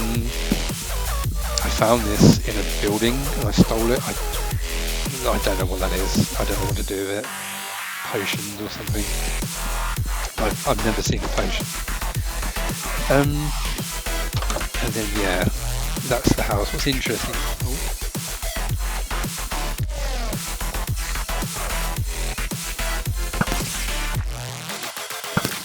So that Nif's spiders mod causes the spiders to struggle to navigate the terrain. In normal Minecraft, it would have just ran at me, but yeah, I've seen spiders glitch out a lot. So even though that looks like a cool mod, it doesn't. It's not very good. That looks like the top floor, but actually because the house is kind of built into the dirt. That's the ground floor. The ground floor is here, and it's got my enchanting table that I don't really understand. Yeah, so obviously the stairs are gone as well. This is terrible. Like, I was sure I wasn't going to play anymore anyway, but that's really killed my enthusiasm completely. It's deleted loads and loads of things.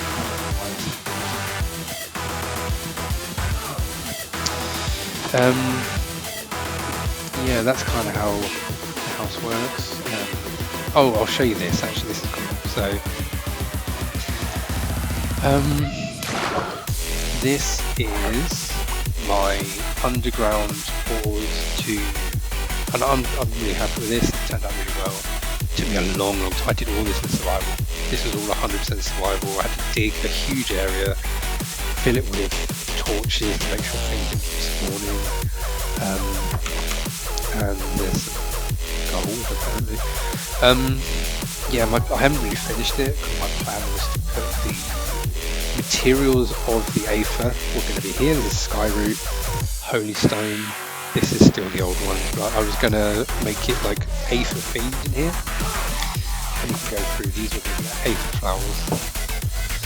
And then this bit was going to be like, this is my like forest portal.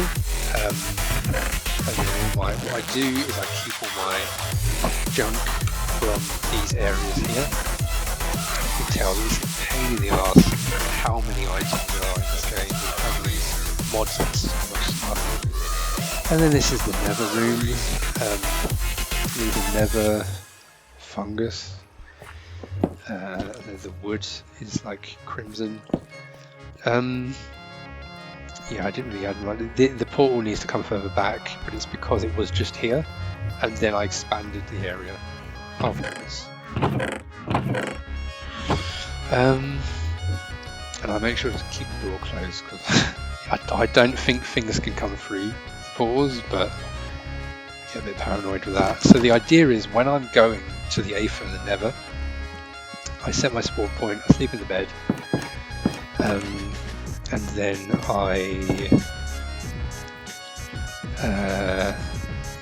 mines are in here. Very cool. That's where I get a load of diamonds with the hacks. The X-ray mod. I basically dump my current inventory into these chests, and then I go and explore the Aether and the Nether and the Twilight Forest, so that I have like just Nether items that I'm collecting, and then I dump the Nether items when I'm finished into the chest. This is something I found on YouTube. This is called a bubble elevator, I think they called it, a bubble lift. Which is a really, really nice addition, allowing you to very quickly up and down to get from the top of the world to the bottom. And it shot me here. So basically there was a cupboard under the stairs here. This is completely black. That's weird. There was a cupboard here, there's a door, and then you would, so you didn't just see this. So in case a monster falls it like a creeper, goes into the water and then shoots up and blows me up, it can't get through the door. But the door doesn't exist anymore. And the downstairs, when I originally made the house, it was literally just, oh, this is the problem with the lighthouse. You're not burning, what the fuck? He's literally not burning.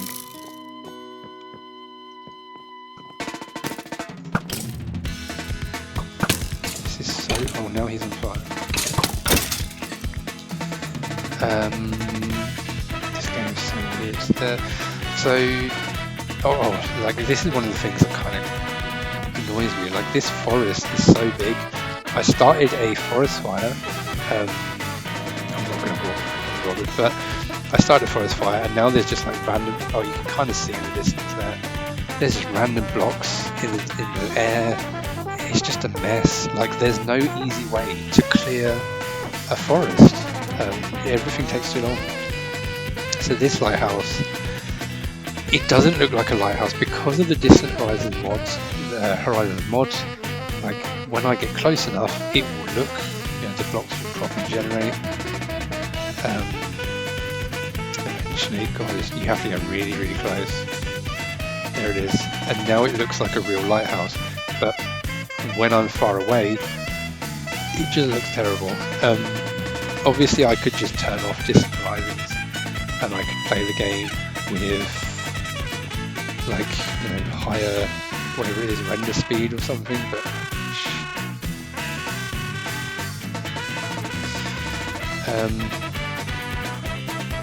oh, he's something. Don't do it.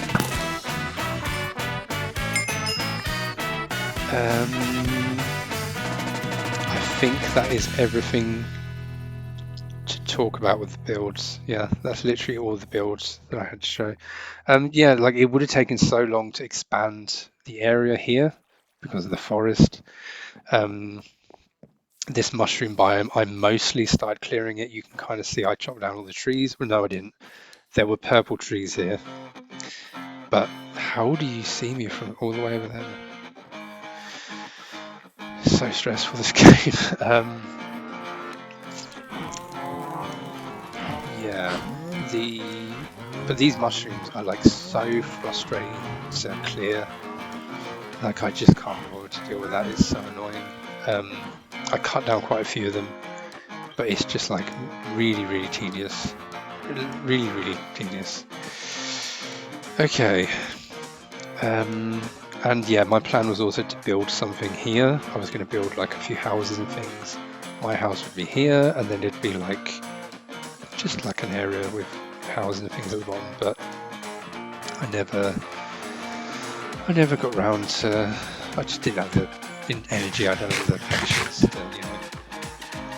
just kind of bored of the game. So now I'm going to do a mod review. I'm going to go over the different mods that I played, and I'm going to talk about what was good, what was bad. There were trap doors here, but they've vanished as well. I'm really annoyed to leave my house. If you can't already tell. So, mod review.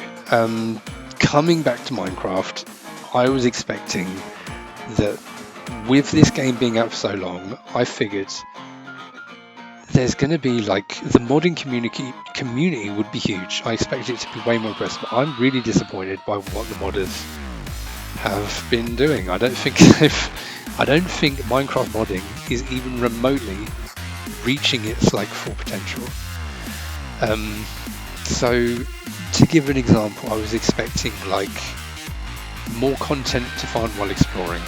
I've downloaded quite a few mods, like the Dungeons and Taverns that I talked about. But like, one of my favorite things in Minecraft survival, like, I don't really care about build a house and then that's just where you live, because you have this situation where every time you leave your house, like, everything's the same. You don't end up with like neighbors show up and build a house near you like NPCs, and you know, you don't have, nothing changes. A tree only grows if you plant it. A tree will not fall down unless you cut it down, and so on and so forth. Obviously, this is very good for the players who want to make their Minecraft world look a specific way. If you spend a lot of time, like I would have done, like I was doing in creative mode, to make this world look pretty and look exactly the way I want, then you don't want the world to change. But the problem is, that is so different to what survival, like, doing that feels like something you should do in creative mode, not in survival. I don't know, like, I feel like there should just be two different types of Minecraft when you open the game. What kind of game do you want? Do you want it to be a static world, or do you want it to be dynamic? Do you want different things to happen in your world? Do you want, maybe, like, I don't know, you're playing the game and one day a meteorite falls down from space and blows a hole in the earth, and there's a meteorite that's full of gold, so you can farm that, and it's now changed the landscape. Things should change in the world, but they don't. It's an extremely static. Every time you explore something and you discover a new biome, that biome is just all you have. I thought there'd be more mods for that, but I could barely find any mods that do anything like that. There was a few mods that add like NPCs that you can tell them what to do, you can tell them to farm, but it requires you to tell them to do things. They don't just do things by themselves. And that's not the experience I'm looking for. I want to feel like I'm part of the world. I don't want to feel like I'm dictating every action that happens in the world. It feels like when you play Minecraft, you're the main character, which maybe a lot of people love that, but I want to just feel like I'm an ordinary person in this place, but whatever. I talked about a seasons mod earlier. I'm kind of shocked that I couldn't find, maybe there is a seasons mod out there, but like, you know, things like that would make the world feel like it changes. And then when you're surviving, because the main issue that Minecraft survival has is that it discourages you from going further. You're not encouraged to travel far. As you can tell, I had to download the Waystones mod to be able to teleport, because a Minecraft world has loads of things to find, but they're really far away. So what was originally happening when I was playing survival, I found something cool in the distance. Every time I want to go there, I have to get in my boat and hold W on the keyboard, and it takes like an entire Minecraft day to travel from where I am to the location. So I get there, I have to go to sleep, and then my character wakes up, and then I can finally do things in that location. And it's such a waste of time to travel such a long distance, because traveling is very slow in Minecraft. There's no fast travel, there's no mechanic like that. This discourages you from moving around. It creates a situation where you want everything in your spawn area. You want everything to be in one place. You want a mine and a house and all of your farms in one central location, but because of that, every time you walk out and you look at the environment around you, you will see the same thing every single time. And to me, that's just really boring, and I'm just surprised that there aren't more mods that like make things change, you know? Another thing that I was expecting to find, mods that add more neutral and friendly NPCs, NPC factions, NPCs that change the landscape. I kind of touched on this. I will talk a bit more about this later, but like, yeah, there's a lot of mods that I was looking for and I just could not find anywhere. So what I'm going to do is I'm going to talk about the best mods that I played, the mods that are like good but they have problems, and then I'm going to go over mods that I think are just really bad and mods that I deleted because they were terrible. So I'm doing a mod review. Controllable. This is a mod that adds controller support to Java. this is stupid. Like, why has Microsoft not given controller support to Java? Like, it's the most obvious decision. You know, my brother was playing on a controller, and the reason I downloaded CurseForge and started downloading mods was because I'd already downloaded this so that he could play on a controller. Like, it's pointed. And the controllable mod, fuck are you? The controllable mod currently only works on 1.20, which creates a situation where I'm not playing the latest Minecraft.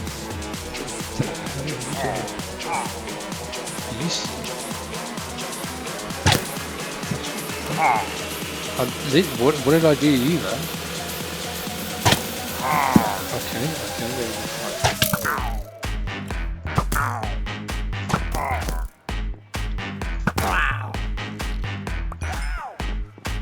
Yeah, as you can tell, fish get stuck. Oh, okay. There's a lot of these guys.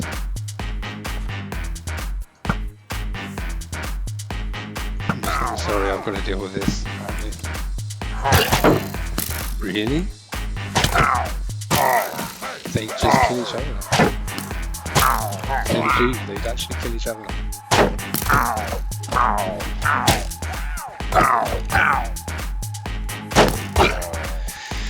At least I've got some arrows. So yeah, honestly, kind of disgraceful that Microsoft owns this game and they haven't added controller support after so long. Critters and Companions is a really good mod. It added the leaf insect that you saw earlier. It only adds friendly mods, and I think you can like feed all of them, and they like fully around. They're all really well made, they're all really well designed, so that's a 10 out of 10 for me. Cubes Without Borders is the mod that adds borderless full screen. Again, like 10 out of 10.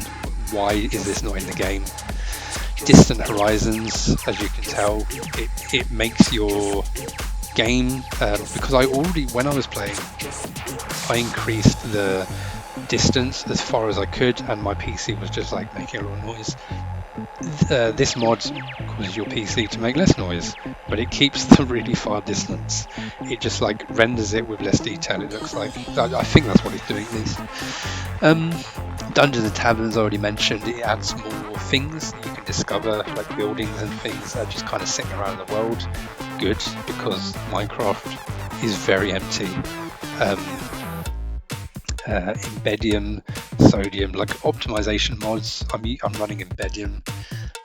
Entity culling I have as well. So basically, just Google optimization mods. But there's a lot of mods that adds optimization to the game, which should be in the game by default, but it's not. I'm using the Falling Tree mod. This allows you to destroy trees like instantly, basically. I was going insane cutting trees down, so this is like a must-have mod in my opinion. It's one of the best mods.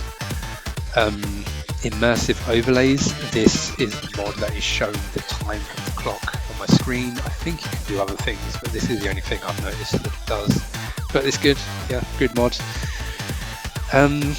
Inventory tweaks. This replaces broken tools. So if I had another pickaxe, when my pickaxe is destroyed, the new pickaxe would instantly jump into my hand in the same slot. This is just amazing. This is something that's like, why does the game not have this? Like, obviously when your shovel breaks, you want the other shovel you already have. It's ridiculous that you have to get mods to get these features that feel like they're fundamental, and they just make the game better. They give no drawbacks.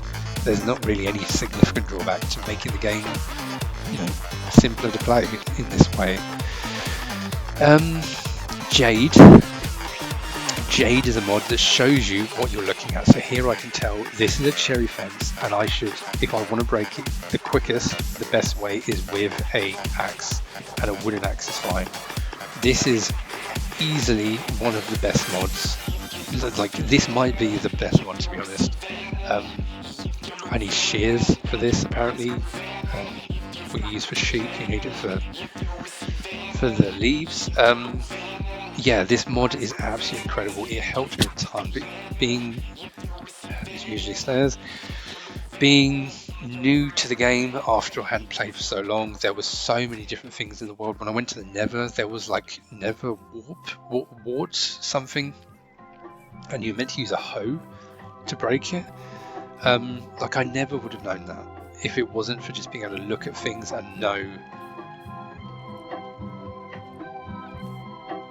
I can hear music. Why can I hear music off?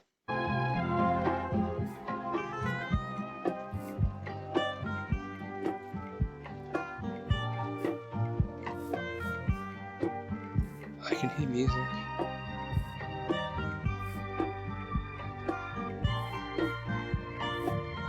I don't know what's going on. It's freaking me out. There's like, let's just leave.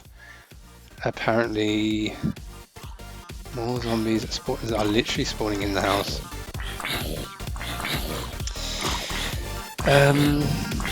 So yeah, this mod will let you look. I can see how much health the zombies have. It's really cool.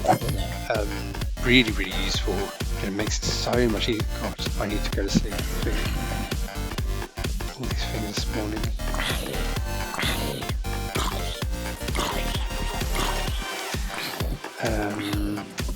Sorry, let me just sleep so I can not have to deal with all this.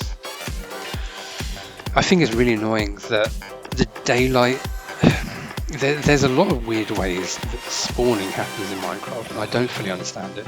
But I've noticed that if I go down in a cave, if I go deep into a cave and it's daylight, then mobs seem to spawn less. But if I'm in a cave and then it turns nighttime, mobs spawn more. If anyone watches this video, let me know if I'm going crazy. But like that seemed to be a real thing. So you can keep track of daylight even when you're underground.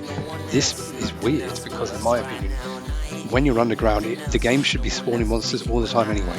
Like it's where the monsters live.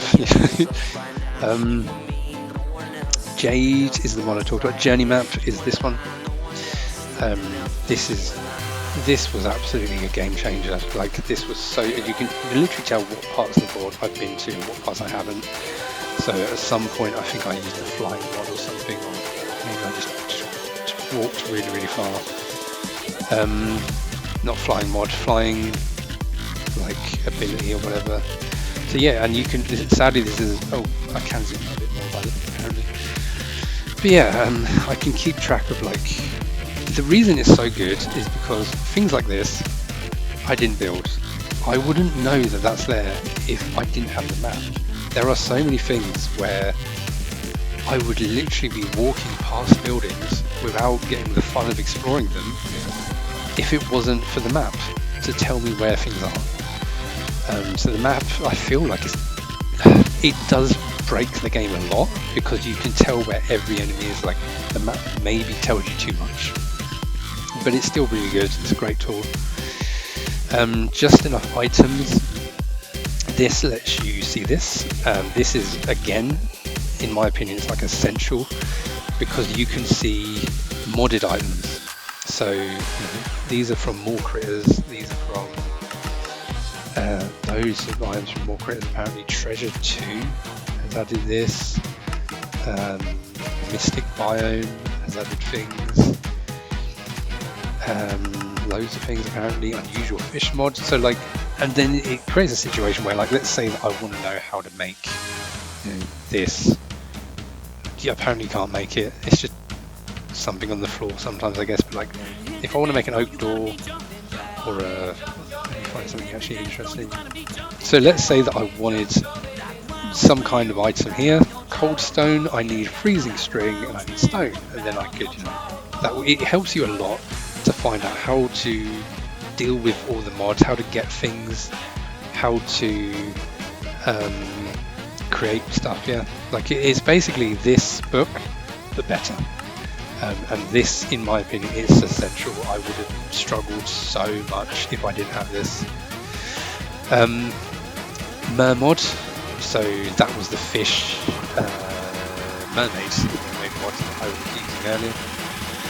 Now that is one of the best mods because and it was a mod that I installed a bit later than the others, quite late to be honest. I just kept adding things every time I was getting bored. It lets you see, obviously it's daylight so it won't matter, but if it was like completely dark right now, oh my god, there's creepers in the house. If it was completely pitch black, you can put water on the floor, jump in the water, and you can see everything straight away. And that is huge. That is like such a big deal to be able to do. If I jump into water, it doesn't make a difference because but yeah, mining, going down into caves. What would happen was when I found those gigantic caves, what I would do was I would go down with a water bucket, put the water on the floor, jump in it, and then I could look all the way around the cave and just go directly to the diamonds, mine those and leave. Instead of having to mess around, make out a load of torches, waste all my coal, putting torches all over the place, just trying to hope that there's something good in the cave when usually there's nothing. You can just go straight to anything in the dark. So yeah, really good mod. It also lets you breathe forever underwater. It breaks the game entirely, but it was really fun, and I've had a great time with this mod. Mouse Tweaks. Mouse Tweaks is a mod that I don't really know how to explain it, but it lets you I really don't like this. I'm using the scroll wheel to move a stack one at a time. Things like that should be in the game by default, because when I use Mouse Tweaks, I'm just like, this is what the game feels like. And then if I make like a vanilla world without mods, I'm like, god, this game is terrible. Like nothing. It's so hard to do anything. Mouse Tweaks, completely essential mod in my opinion. Mystics Biomes is another really good mod. It just adds really nice, like this here. I think Mystic Biome maybe added this. It definitely added butterflies. The butterflies are really nice. And this Lavender Meadow is from Mystic Biome as well, yeah. So it adds a lot of new environments that just look really good. Just really nice to just stumble upon while you are playing the game. Next up, Tectonic. This gives you deeper oceans. It does a load of other things, but like the deeper oceans I was a big fan of because I was using the mermaid mod. Apparently you should be able to go into the deeper oceans and it should be easy to find diamonds, but I didn't find any diamonds when I was exploring the oceans. I had a bit of fun swimming with the mermaid mod and going really far down into the water and looking for things, but the game just spawns dozens and dozens of drowners because it's the only enemy that it can spawn. You just get swamped by drowners and they're really, really boring to fight. They're not enjoyable. Fighting in general is not fun because the combat is bad. I know there are combat mods, so I probably should have tried downloading combat mod to make the gameplay better, but yeah, it's so bare bones, it's really bad. Terralith. I think Terralith comes with Tectonic, but Terralith is really, really good. It adds like a Yellowstone biome. I'm not going to go and show you it, but there is one over there somewhere later. I'll walk to the edge and I'll look in the general direction. Yeah, those two are really good for world generation. Unusual Fish mod, that's the last of the really good mods that I'm going to talk about. It adds more fish. Not much else to say, but I haven't encountered many fish that were really aggressive or dangerous or difficult to deal with. No, I can't see the Yellowstone area to show. Yeah, so those are the best mods that I've downloaded. Now I'm going to talk about the mods that have issues, but they're still quite good. Alex's Mobs. This is a mod that I've seen recommended quite a few times. The majority of the mobs that it adds are really, really good. They add so much immersion, so much just like, you know, fun little friendly animals that exist in the world. It makes the world feel less empty. However, there's a bunch of enemies that are extremely difficult to deal with and just frustrating to deal with. There's two in the Nether. There is a Crimson Mosquito. Me and my brother had such a bad time with that, because the mosquitoes can spawn basically anywhere in the air, and they would just spawn above us, fly down, they get stuck on your face, they're just really difficult to deal with. Drop bears, which are also in the Nether, they have way too much health, they do way too much damage, they're just a nightmare to deal with. The Nether is already so hard. Like, we went to the Nether to get glowstone to go to the Aether, and then as soon as we did that, we just left. We just immediately left and never went back because it's horrible. It's so stressful being in the Nether. They've added so many. There's like zombie pigs and normal looking pigs, and the ghasts. I remember the ghasts from when I used to play. I don't remember what else, but there's like loads of different things in the Nether now. There's different biomes, but I saw them on the map, but I never walked to them. But I saw on the map that there's like a green biome, so maybe there's like a Nether jungle. So yeah, Alex's mobs, and there's also the tornado. I can't remember what it's called. Alex's mobs adds a tornado that throws like dust at you. It's so hard to deal with because the developer gave it every single thing. If you try to fight it from a distance with a bow and arrow, it can also shoot projectiles at you, and it also walks towards you infinitely. So you have to keep running away, repositioning, turning around, shooting your bow at the enemy. It's just annoying. If you try to fight with a sword, if it touches you, what it does is it sucks you up and it throws you in the air, and then you fall down and you take full damage and die. So you can't do anything. You know, melee combat doesn't work, distant combat doesn't work. That's fine, you know, right? Because obviously they made the enemy have like no health. No, these things are pretty tough to deal with, and they also spawn in about like 20 of them at a time, and they all focus on you. They don't attack like the Iron Golem or whatever. So you end up with like 20 tornadoes chasing you around trying to kill you. So yeah, I turned those mobs off, and there's probably other mobs that Alex's mobs mod adds to the game that are terrible. So I'm kind of mixed about Alex's mobs, but the majority of the mobs that it adds are really, really good, and I really like them. Nif spiders, I mentioned earlier, it makes the spiders bug out a bit. It does make them more naturally, like they're supposed to be able to walk on ceilings and walls and things properly, but it causes them to bug out, so you know, that's a problem. The Aether, so I mentioned this earlier, but a lot of the mods are too difficult. We couldn't beat any of these mods. We went into the Aether, we explored, and I found a big temple, and we went for the temple. It was full of Valkyries, but they were all friendly, so we just kept walking, and then we eventually got to the like Valkyrie Queen, and she said, if you kill 50 Valkyries, then I will fight you. So we made sure to build a house and a bed. We slept in that, and then we just kept having to walk in, kill loads of Valkyries. If we die, we respawn, kill the Valkyrie. Cool. And now we get to fight the boss, and we could not beat it. We must have died about 20 times to the Valkyrie boss.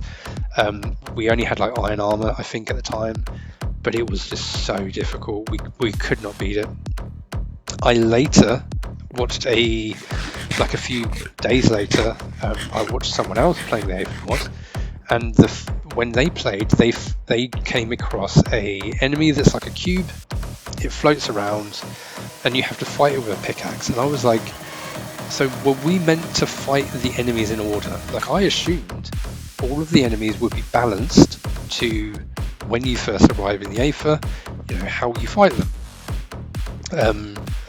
or something. I thought there'd be some kind of, but apparently, like with a lot of modern video games, in order to play the game, you have to Google what to do all the time. You can't just play it. You have to look up what to do. So I explored my Aether world, and it turned out that right near to our spawn point, there was actually a dungeon that we walked completely past. We couldn't find it. It was a dungeon that led to this easier fight. My brother had stopped playing. By this point, he was bored of Minecraft. So I went in solo. It kept spawning little enemies. I got to the boss, and I could not beat this boss. I must have tried about 5 times.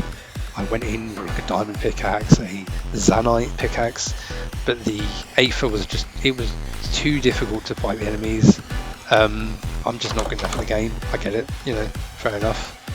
I don't really know what I'm supposed to do to get better is the problem. Again, I guess I need to, because the game doesn't really teach you anything. I put all these vines here so that if I was outside the house, I could easily go up and down. So yeah, that's the Aether. Too difficult for me. I'm not good enough at video games. Twilight Forest. Again, I think it has the same problem where I went in. My brother had stopped playing at this point, but I finally built a Twilight Forest thing. I went in. It looks beautiful. Both the Aether and the Twilight Forest, they look gorgeous. I think even if I started a new Minecraft world, I would still include those 2 mods, just because they're just really well. They look great when you go there. But the Twilight Forest had a similar problem. I walked up to a castle, and there was a bunch of yellow crap all over my screen. I couldn't see anything. I didn't know what was going on. I couldn't find the entrance to the tower. What I ended up doing was making a big stack of dirt directly up to get to the roof of the castle, because it wasn't letting me mine the castle. I couldn't break the blocks. I went all the way to the top, and then there was just 20 enemies, skeletons and stuff. What is that? There was loads and loads of enemies, and I just died, yeah. And I realised again, I watched the tutorial, I watched other people playing the Twilight Forest, and it turned out that you're supposed to do things in order. So you're supposed to find a specific type of enemy to fight.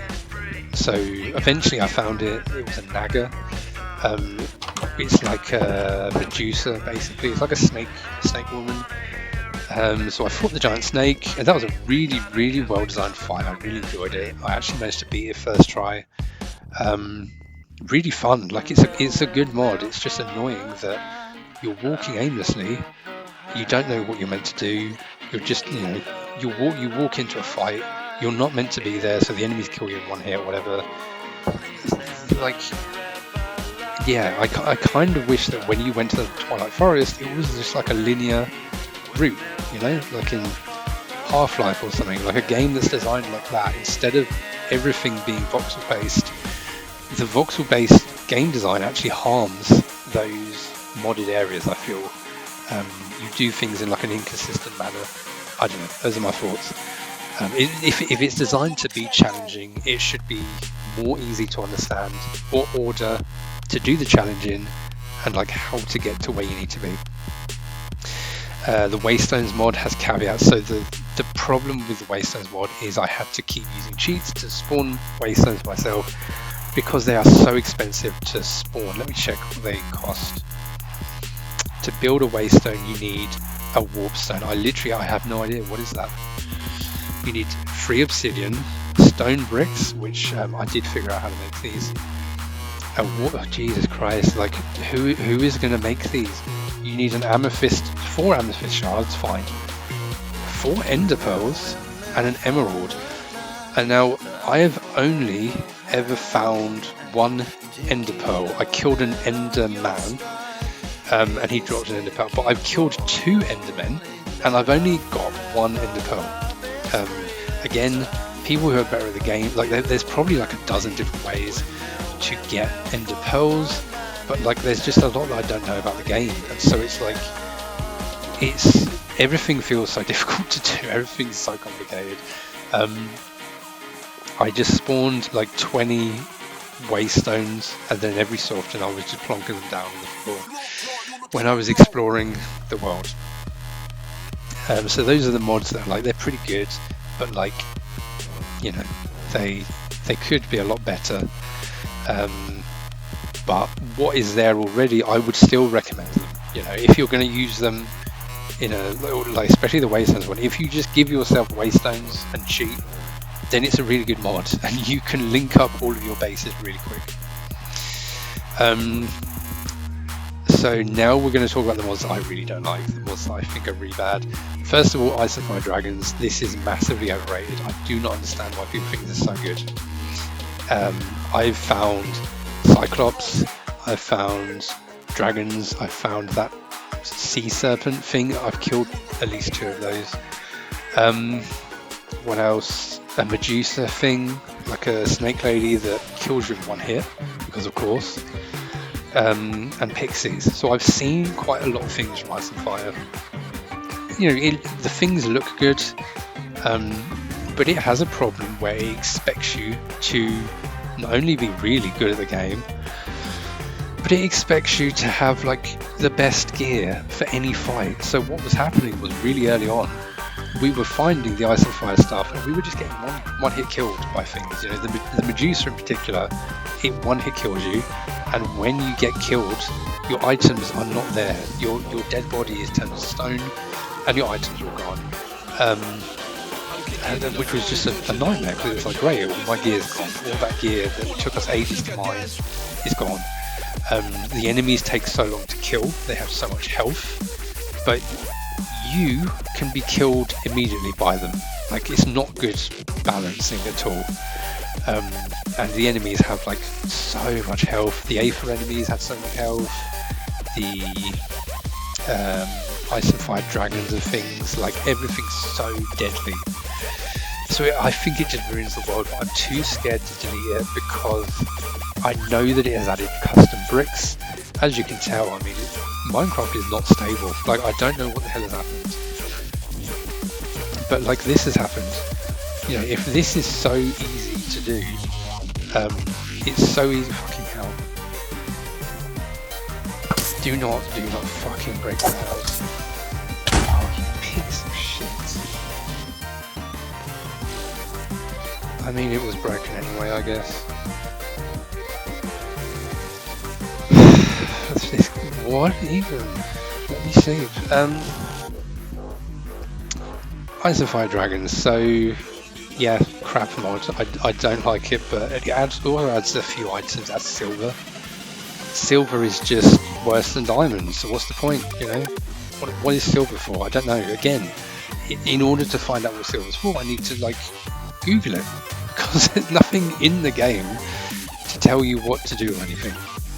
In fairness, I think the Aether gave me a book, but the book didn't tell me what to do. What I had to do was I had to find a block, and I had to put the block into the book to whatever. Like I couldn't be able to piss around. It was just another item in my inventory that was wasting space.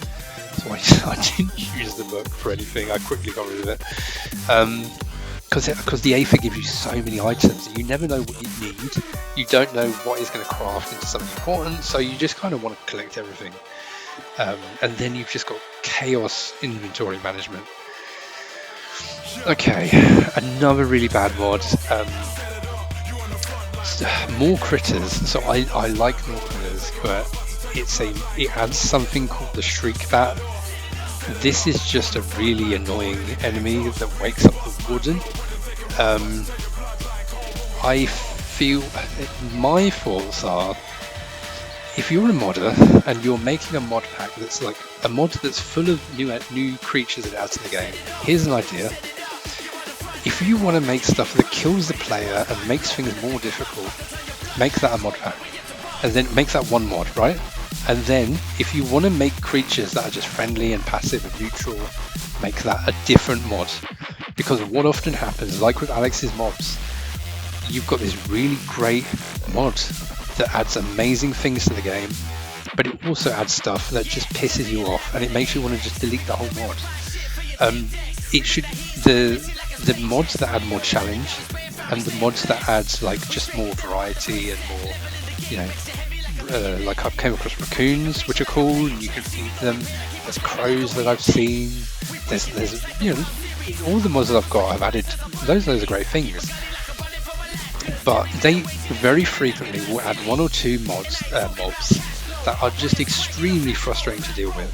So yeah, the Shriek Bats scared the shit out of me. Like, I've only seen it once, but I went into a cave and it was terrifying. And I was just like, what mods gave me this? Where did this come from? So more critters piss me off. But in general, it's still a really good mod. Everything else in the mod is really good, I think. Again, like, there's probably a lot of things that it adds that could be, you know, frustrating to deal with. I don't really know what else it adds.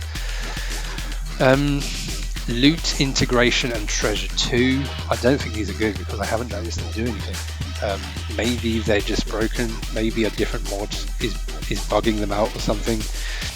But these are two mods that are supposed to take items from other mods, and when you find treasure chests in dungeons, or treasure chests in the environment, in the world in general, the mod is supposed to put like new types of treasure into the treasure chest. I've never noticed this work. I've never seen that happen at all. So not recommended, it's kind of pointless. And sophisticated backpacks is a shite mod. Okay, so hear me out, because I know that people love this mod. I know that I've seen this recommended a lot. I've seen YouTube videos talk about how this is essential. This is what it kind of does. It's very hard to explain. First of all, I'll explain what I wanted. I wanted to be able to press this button, and there's like arrows here, and it says inventory 1 out of 4. And then I click here, and then this is page 1. I click, and it goes to page 2. Click, it goes to page, and so on and so forth. Simple.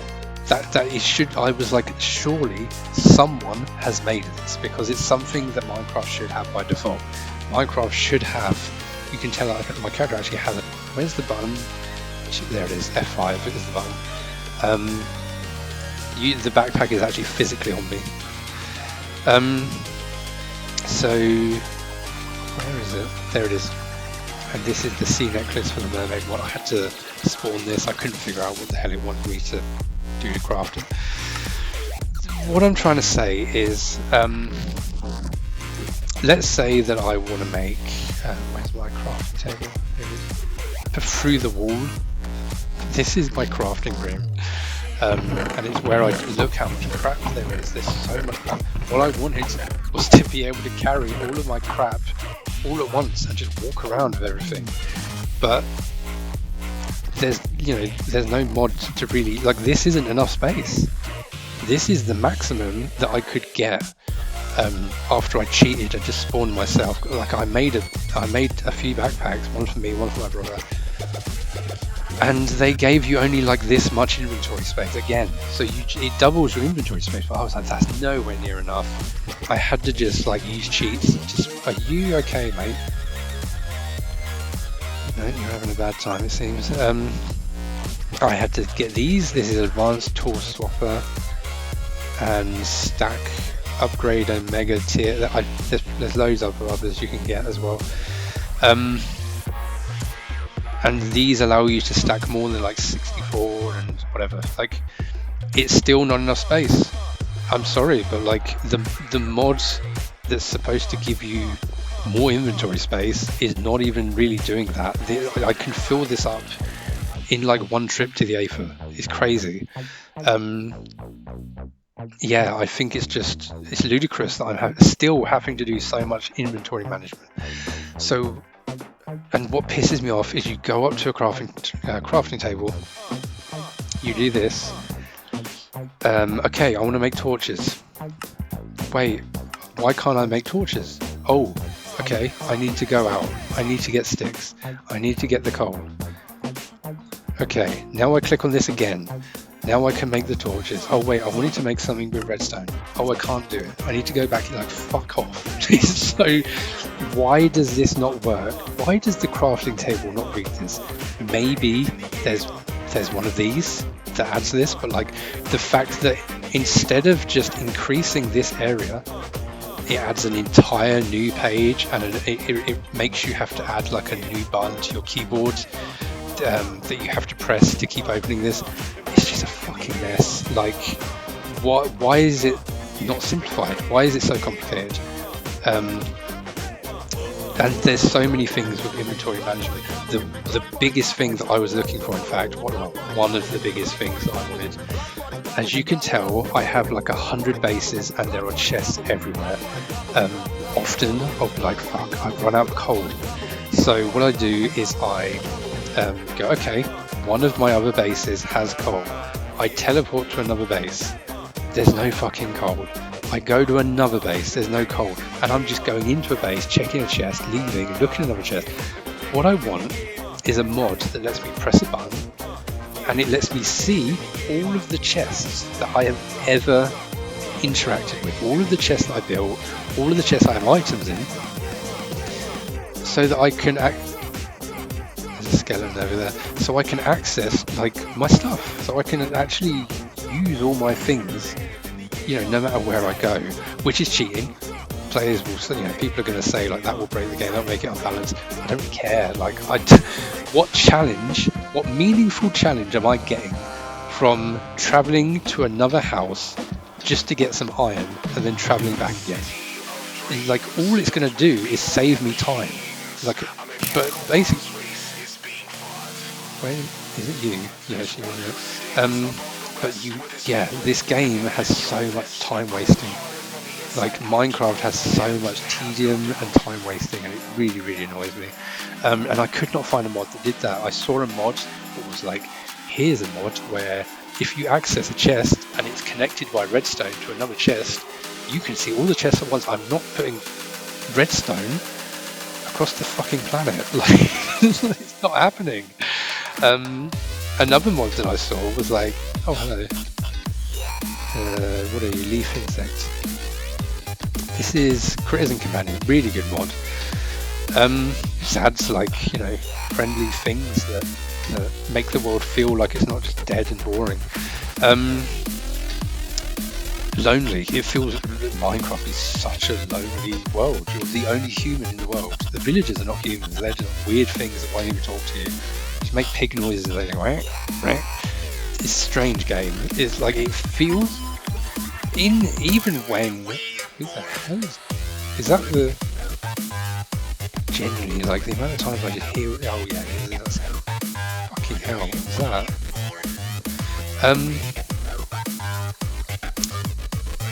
What was that?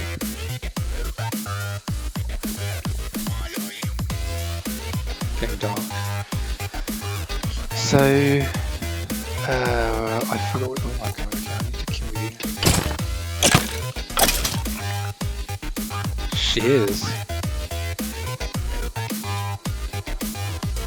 How did that happen? Why do I have shears? Where's my sword? Oh, weird. I don't know how that happened. Oh, also Ice and Fire mod, it adds pixies to the game, which I thought was really cute. And then I googled it afterwards, and it turns out the pixies steal your items from the inventory. So fantastic, you know, more annoying bullshit. So my house is near a mushroom field, or biome, whatever it's called. And there are pixies in the mushroom forest. And yeah, they have probably stolen like loads and loads of items from me, but whatever, that's how it is. I've completely forgotten what I was talking about because I got interrupted by some weird shit. Yeah, backpacks. There was a few other mods. There was another mod that could make it so that you had a special type of treasure chest that could connect all your treasure chests together. But that would mean I would have to break every treasure chest in the entire game and replace them with the new type of treasure chest. Like, it's just so much fapping around. These are features that should be in the game by default. Now I'm going to talk about the mods that I deleted because they were so bad. So first of all, I'm going to talk about horror mods. So horror mods are a really cool idea. Like, you know, they add something to the game. You would think, but the answer is actually that all the horror mods that I've seen are just terrible. They're really, really bad. I played the Obsessed and From the Fog. I tried 2 different horror mods. Now my goal was I played with my brother. Then when he logged off, I added these 2 horror mods to the game, thinking it would scare the shit out of him. And then the next day I was like, let's play Minecraft. And he said, no, I don't want to play it today. Yeah, it turns out that the last day that he played Minecraft was the day before I added the horror mods. But I was like, well, at any point he could come back to the game. So I'm going to just play with the horror mods on. It'll be fine. At first, it was extremely terrifying because I didn't really know how these mods would behave. The From the Fog mod was pretty much immediately not scary because it just kind of... Herobrine isn't scary, I'm going to be honest. It's just a meme at this stage. Even back in the day, it was basically a meme. I installed the Obsessed and From the Fog. From the Fog was not scary. After literally seeing Herobrine like twice, I was like, oh, that's what it does. It makes the guy, he's standing behind me when I turn around, then he vanishes. You know, I'm looking at something, then I turn around and look at a tree, and he's standing behind the tree and he vanishes again. It's just like, I don't know, really stupid mod. And the Herobrine player model is not really scary. You know, once you've seen it once, you expect to see it. So every time you see it, you're like, oh look, there he is, that's Herobrine, my good friend. But the Obsessed, when I first installed it, I was terrified because I was checking like every corner, looking for where the Obsessed was. I couldn't figure out, you know, where is he spawned? Where's he going to be next? And I was like, for about 3 Minecraft days, I was terrified. And then a message appeared in my in-game chat, and it said, "The Obsessed has spotted you," or something like that. And I was just like, wait, no, you can tell the Obsessed, he replaced that with a redstone.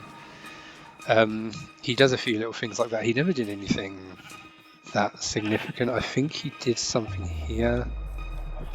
Yeah, he did this. It says, sign type 7, line 1. I think it said something, but because I deleted the mod, it kind of bugged out or something. So yeah, basically the Obsessed then announces that it actually activated, and that annoyed me because I had been really, really scared looking for the mob, and I hadn't seen him anywhere. And then I realized that I'd been scared of nothing because it hadn't actually spawned in yet. So eventually the Obsessed announces it is there. Oh, this was meant to be a minecart cannon. It doesn't work.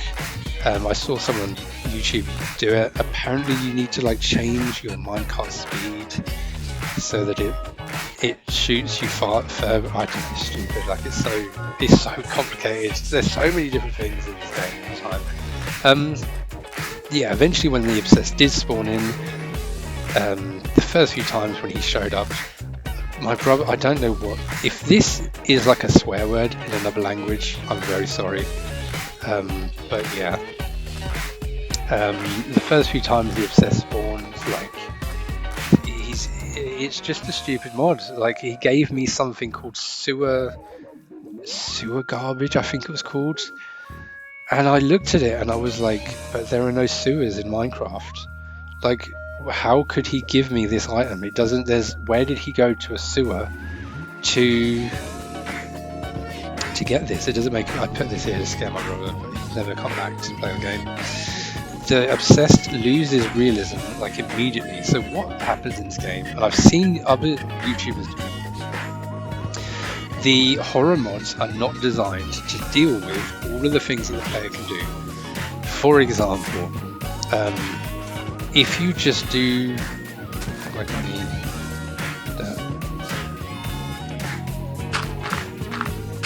there you go. Now none of the monsters can get me. Like, I've seen people do this. If that's all it takes to make a horror mod break and the horror mod can no longer kill you, whoever made the mod has not really like considered all the options. Or like, if I just dig and hide it, I don't want to break the sand in case the whole thing collapses. You can tell it does it a lot. It just falls into the ground. So if I do this and now your horror mod can't get me, like, what the hell? I mean, you know, I don't know. There's too many ways to exploit the AI of the horror mods. You know, the Obsessed needs to break blocks in order to get to you, or if you make a tower of dirt, it turns all the dirt into sand and then breaks them so that the sand keeps falling, so that you eventually fall all the way down to the Obsessed or whatever. The AI needs to be designed in a way that can actually deal with the kind of things that the player can do. Another problem was that it just kind of, instead of it being just a dude who has a house somewhere and then he shows up at your place every so often to watch you, and then when you spot him he runs back to his house, and then eventually one day he kidnaps you and takes you to his house. Like, the idea is a stalker. That's the fear of the mod. But it doesn't do any of that. What the mod does is it appears out of nowhere. And then when you walk up to it, like, as you can tell, most of this area is cleared. So what would happen is I would see the Obsessed, I'd run after him, and then he would just like walk a little bit, and then smoke that was really ugly would explode out of him, and he would just like vanish, and that would be it. Is that a beehive? What is that? I think the Obsessed might have built this. Maybe it can build things. Mangrove roots. I don't know what that is. Either the Obsessed built it or my brother built it. So yeah, like, it's kind of it must have been the Obsessed that did this. Yeah, 100%. I also saw people say online that the Obsessed can give you items. He dropped like some ugly wither roots in some places, and he dropped like sewer garbage and some other smashed up animal carcasses, I think it's called. Whatever, like, it was just random items and they didn't really have a function, they didn't do anything. So if that, and the other mods that I googled to see what kind of mods exist in this game, guess what? They scream and make a noise and run at you and kill you in one hit. Like, that for the most part is the best that this game has to offer for horror. But the biggest problem with horror mods by a long shot is that when you download a horror mod, you know that you downloaded a horror mod. So you go into the game expecting it to happen, and it makes it's a completely different vibe straight away. Compared to, for example, one of the scariest things that has happened in Minecraft, I think this was after I deleted the Obsessed and from the clock. I went into, by the way, one time my brother, I logged in and I was like, where's the iron? And he said, I used it. And I was like, what do you mean you used all the iron? And he said, I made this. And I couldn't believe it. He literally used all the iron. This is all he was able to make. Like, these blocks cost so much. Anyway, what was I saying? So, yeah, the Obsessed. Also, this is my house. I assume the Obsessed is supposed to like open. Maybe it can open your door and get in. But because I built such a weird house, it never came in. But one time when I slept in the bed, it just teleported in front of the bed because I guess it couldn't walk in. Which is another problem with horror mods. Like, they don't move around. Also, it's so ugly that you have to put flipping torches everywhere to stop enemies spawning, because the spawning in this game is really aggressive. Enemies don't spawn far away and have to travel to your location. They will just spawn like right outside your house. yeah, like the Obsessed it was not a good mod, and I've googled other horror mods, and I've watched other players playing with horror mods, and like it just seems like clip farming, as people call it. You know, you download them in order to stream yourself, streaming, to get views on YouTube because people think it's funny when you stream, but because you're scared or whatever. But I wasn't, like, after like the first few times I saw the Obsessed, I was not scared of the Obsessed at all. Every time he showed up, I was like, oh look, it's that guy again. You know, he wasn't scary, he was just annoying. The same goes for From the Fog. That was a really annoying mod, because every time I turned around and Herobrine jump scared me, I was like, for fuck's sake, again, really? And I think that's a problem that horror mods have. They're just kind of annoying. Or they're just way too aggressive, and you know, there's so many things. I could honestly talk for like an hour about what Minecraft horror mods need. You know, like they could do something like they could give you a direction. Imagine if there's somebody made a horror map and you spawned in like a haunted house, and it's like you need to travel through the house to get to the end. That's the goal. Giving the player a goal is actually a much better way to handle Minecraft, as opposed to as it is at the moment, where you're just doing normal stuff. Okay, I guess I will dig and look for diamonds, because what else will I do? But you're doing that with a horror mod installed, so you're just like, oh no, I hope nothing scary is going to happen, but it will, because I know that I have a horror mod installed. I don't know, like I could talk a lot about how I just don't think these, and the fact that I've seen people say, here's this, you know, one of the best horror mods, the Wither Storm, and I watched a video of it, and it's just a gigantic hurricane that kills you immediately. How is that scary? Like, you could just see it right there. Oh look, that looks like it will kill me, and then it kills you. Well, who could have expected that to happen? Like, I don't know, it's I don't know what else to say about it, but yeah, those are I've got a lot of thoughts about horror mods. I think it's an area of Minecraft is genuinely scary. One of the scariest things that's happened in Minecraft was I was really deep into a cave. A few times, you know, I was in a cave and I heard a noise on the other side of a cave wall that was not anything I'd heard before. It was not a zombie, it was not a skeleton, it was not a creep, it was some other strange noise, and it freaked me the fuck out. I just ran right out of the cave. I'm losing my voice, I talk too much. Another example, I went into a cave, I was digging around for ages, and then I found, and I was really deep underground, there was just normal stone everywhere, and then I found one dirt block, and I looked at it and I thought, okay, well, dirt doesn't just spawn with one dirt. I don't think it does. I don't know how the game works. You know, when I break this block, there will be other dirt blocks attached to it.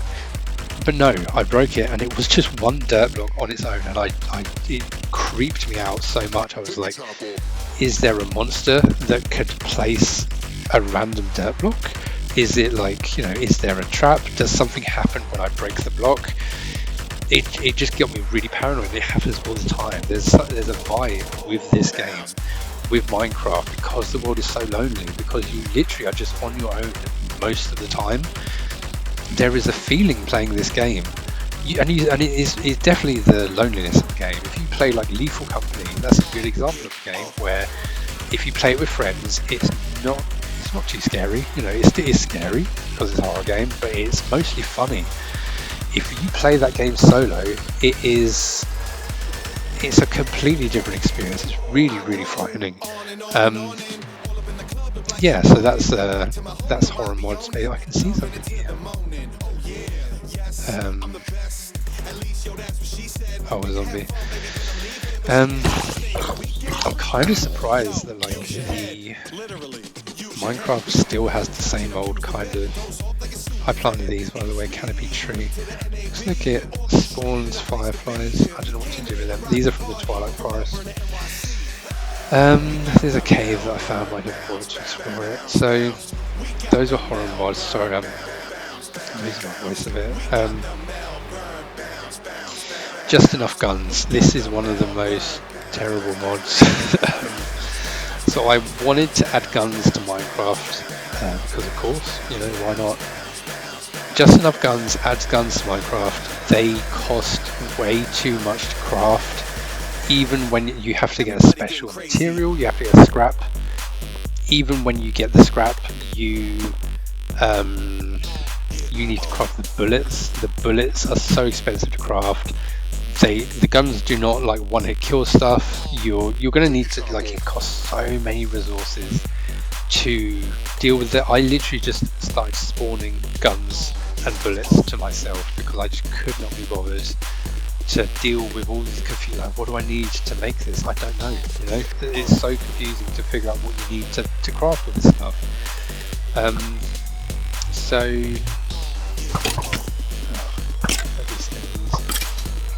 So yeah, that wasn't the problem though. The problem with the Just Enough Guns mod is that it does not just allow you to have guns, it also spawns enemies with guns.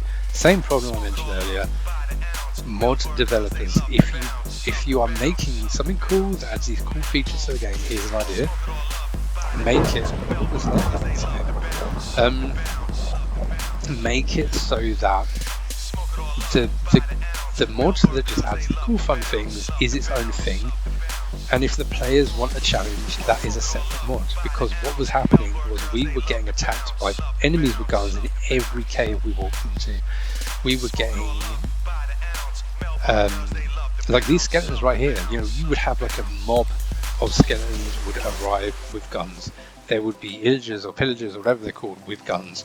There were raids that were happening. There were entire, like, there was periods of time where it was like raid 1 out of 3, and I killed like 20 enemies, and then another 20 enemies spawned, and they all had guns, and they were all killing me.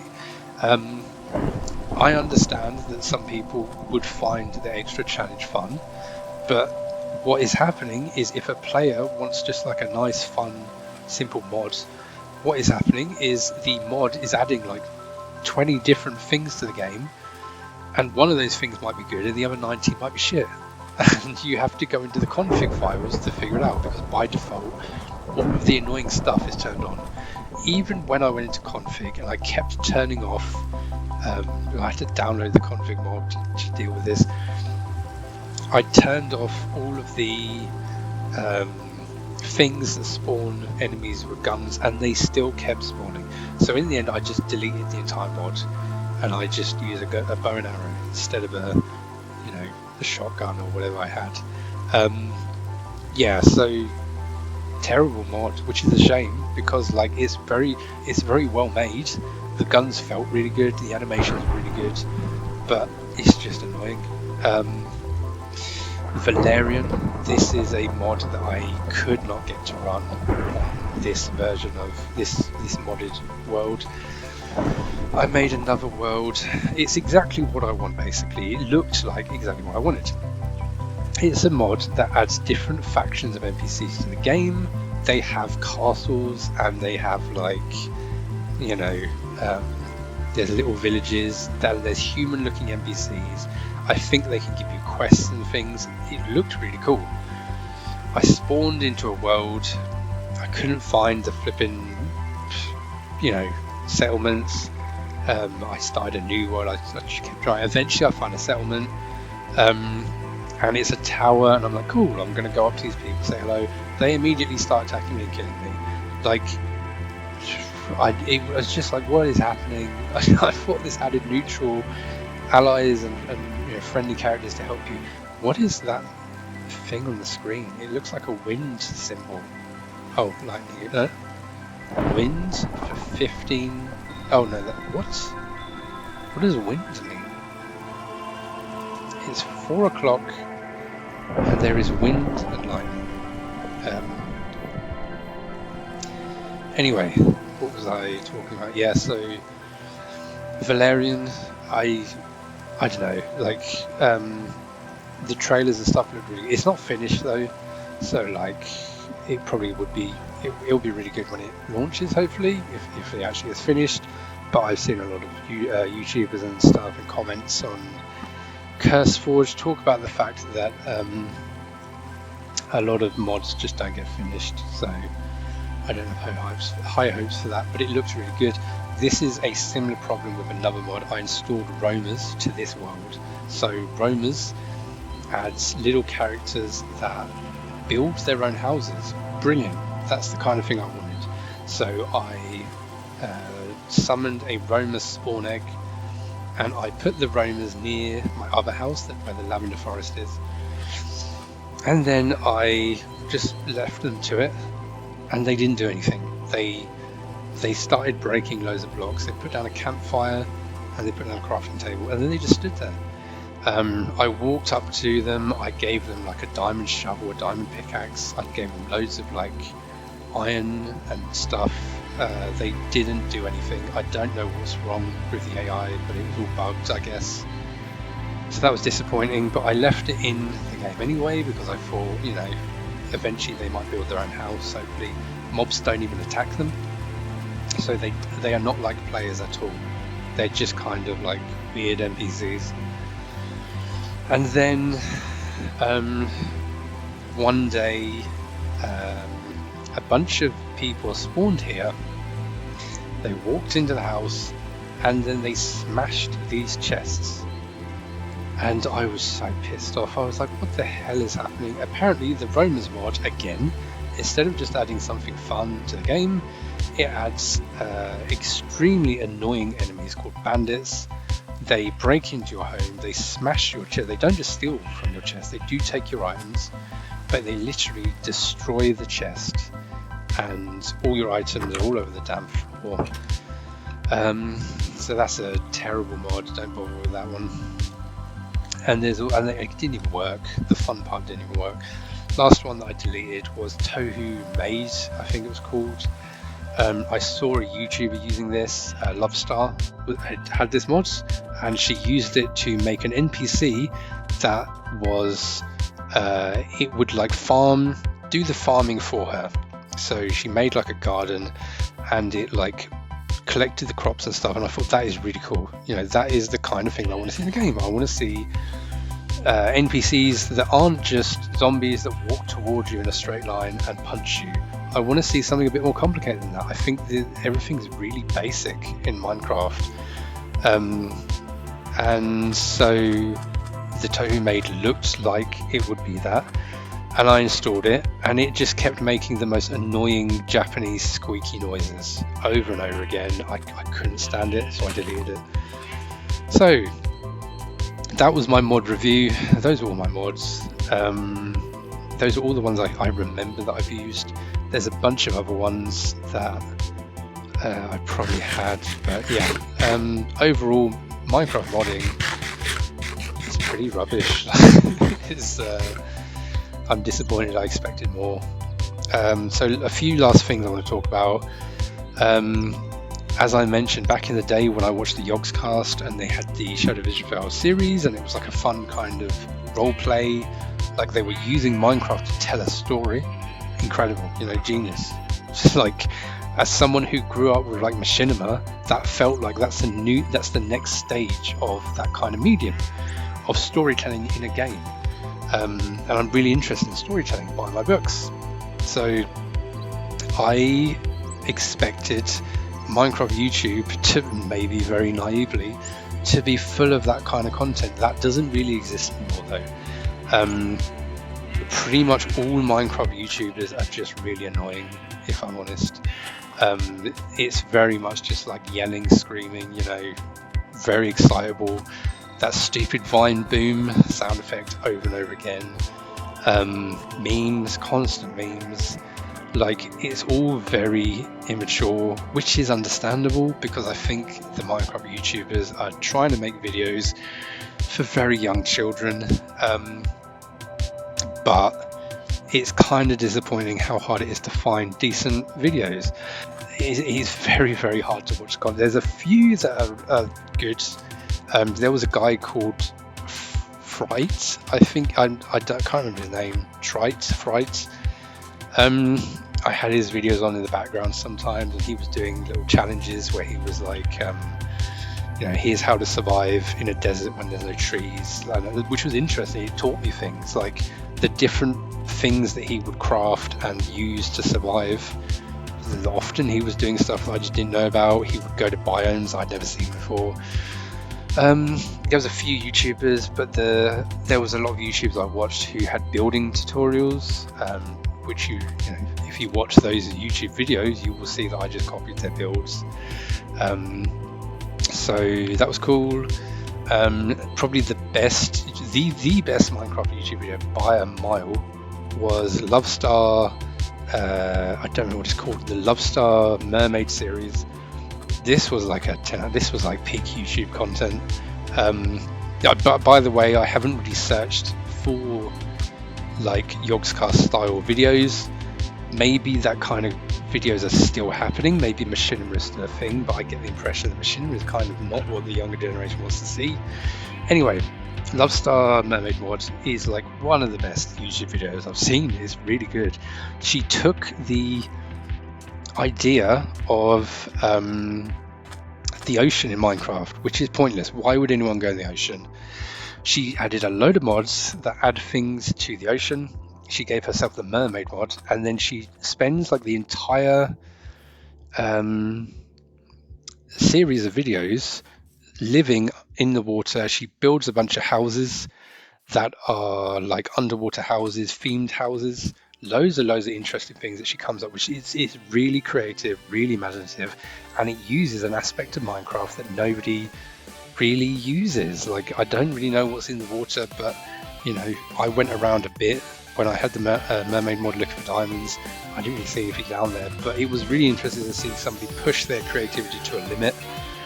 And it was cool that like she also gave herself a purpose to what she was doing in the mod. There was a boss that she had, and yeah, that was a really fun series, and it like made me think, man, like, why don't we have more kind of things like that?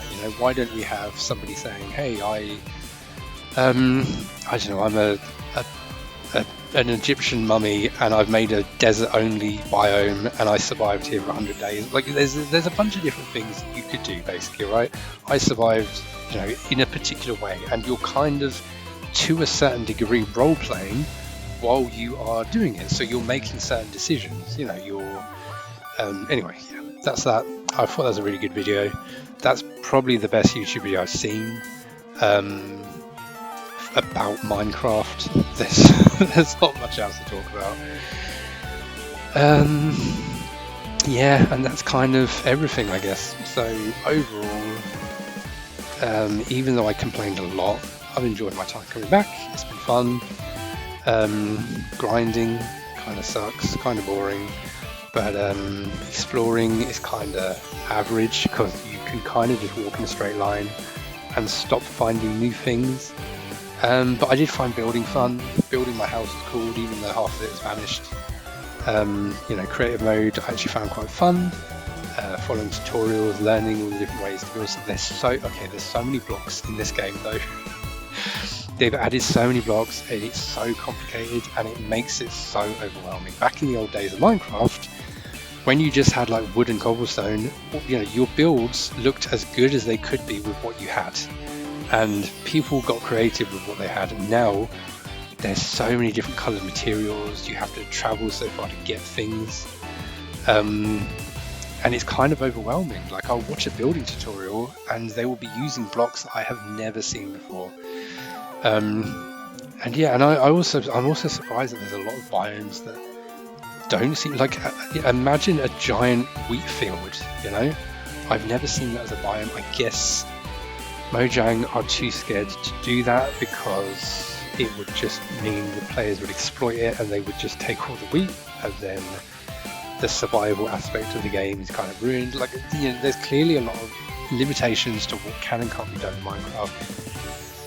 Anyway, there's a lot more that I could talk about. There's a lot of other things, but I guess I've said pretty much everything.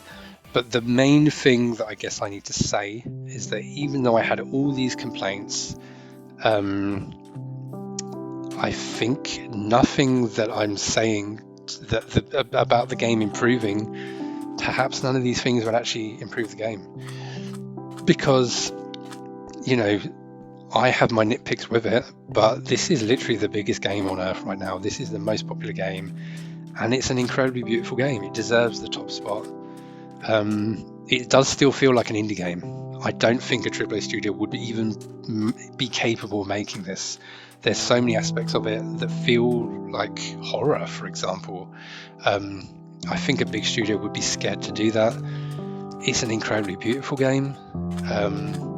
There's so much that you can do, and it's really good for multiplayer, because if you have some players who are interested in fighting, they can go and do that. If you have players who want to build, they can do that. If you have players who want to make glass and wool and collect all the colored wool, you know, they can do that. You can do any type of player that exists. You can do that, and I've googled around and I've seen this. I've seen players who YouTubers who exclusively build things. I've seen YouTubers who make horror stories with Minecraft. Oh, there's a bell, by the way. This is really cool. So I think it's here. Yeah. So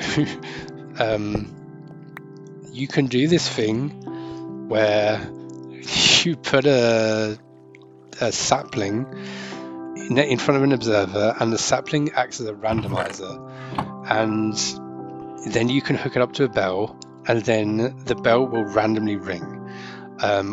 This was my idea because I thought it was going to be really funny to piss my brother off, that he just randomly hears this every so often, and then he never played again. So it just pisses me off. It doesn't do anything anymore. Anyway, that is everything, and yeah, like it's a great game. I can totally see why people still love it. I can see why people are still playing it. And there's something about this game it gives a certain vibe. It gives like a really kind of melancholic vibe. You know, it's a game that you can really zone out to. It's just, and there is a kind of, if you ever get bored in this game, there is technically always something to do. Although I do feel like I've done a little bit of everything, and you know, I'm not really interested in anything else. I haven't done multiplayer PvP, but I'm not really interested in that. But overall, I mean, maybe not every game needs to be a live service. Maybe, you know, they could just say Minecraft is done, this is the game, and then never update it ever again. And like, I don't really think there would actually be a problem with that. You know, if Minecraft never received an update ever again, people would still play it. It would be like Counter-Strike, which is, to this very day, it has a kind of homely feeling. You know, you can leave Counter-Strike for years, and then one day you can come back to the game and play it, and it's exactly the way you remember it. And that is kind of how I think with Minecraft. You know, maybe they don't need to add new features. Maybe we should leave that to the players, and it should be modders who are the ones adding new features. Or maybe we should expect at least something from Microsoft when they are milking this game for whatever they can with the Bedrock edition. But that's not for me to say. So yeah, it's a really great game, and it's not for me, though I'm bored of it. Goodbye.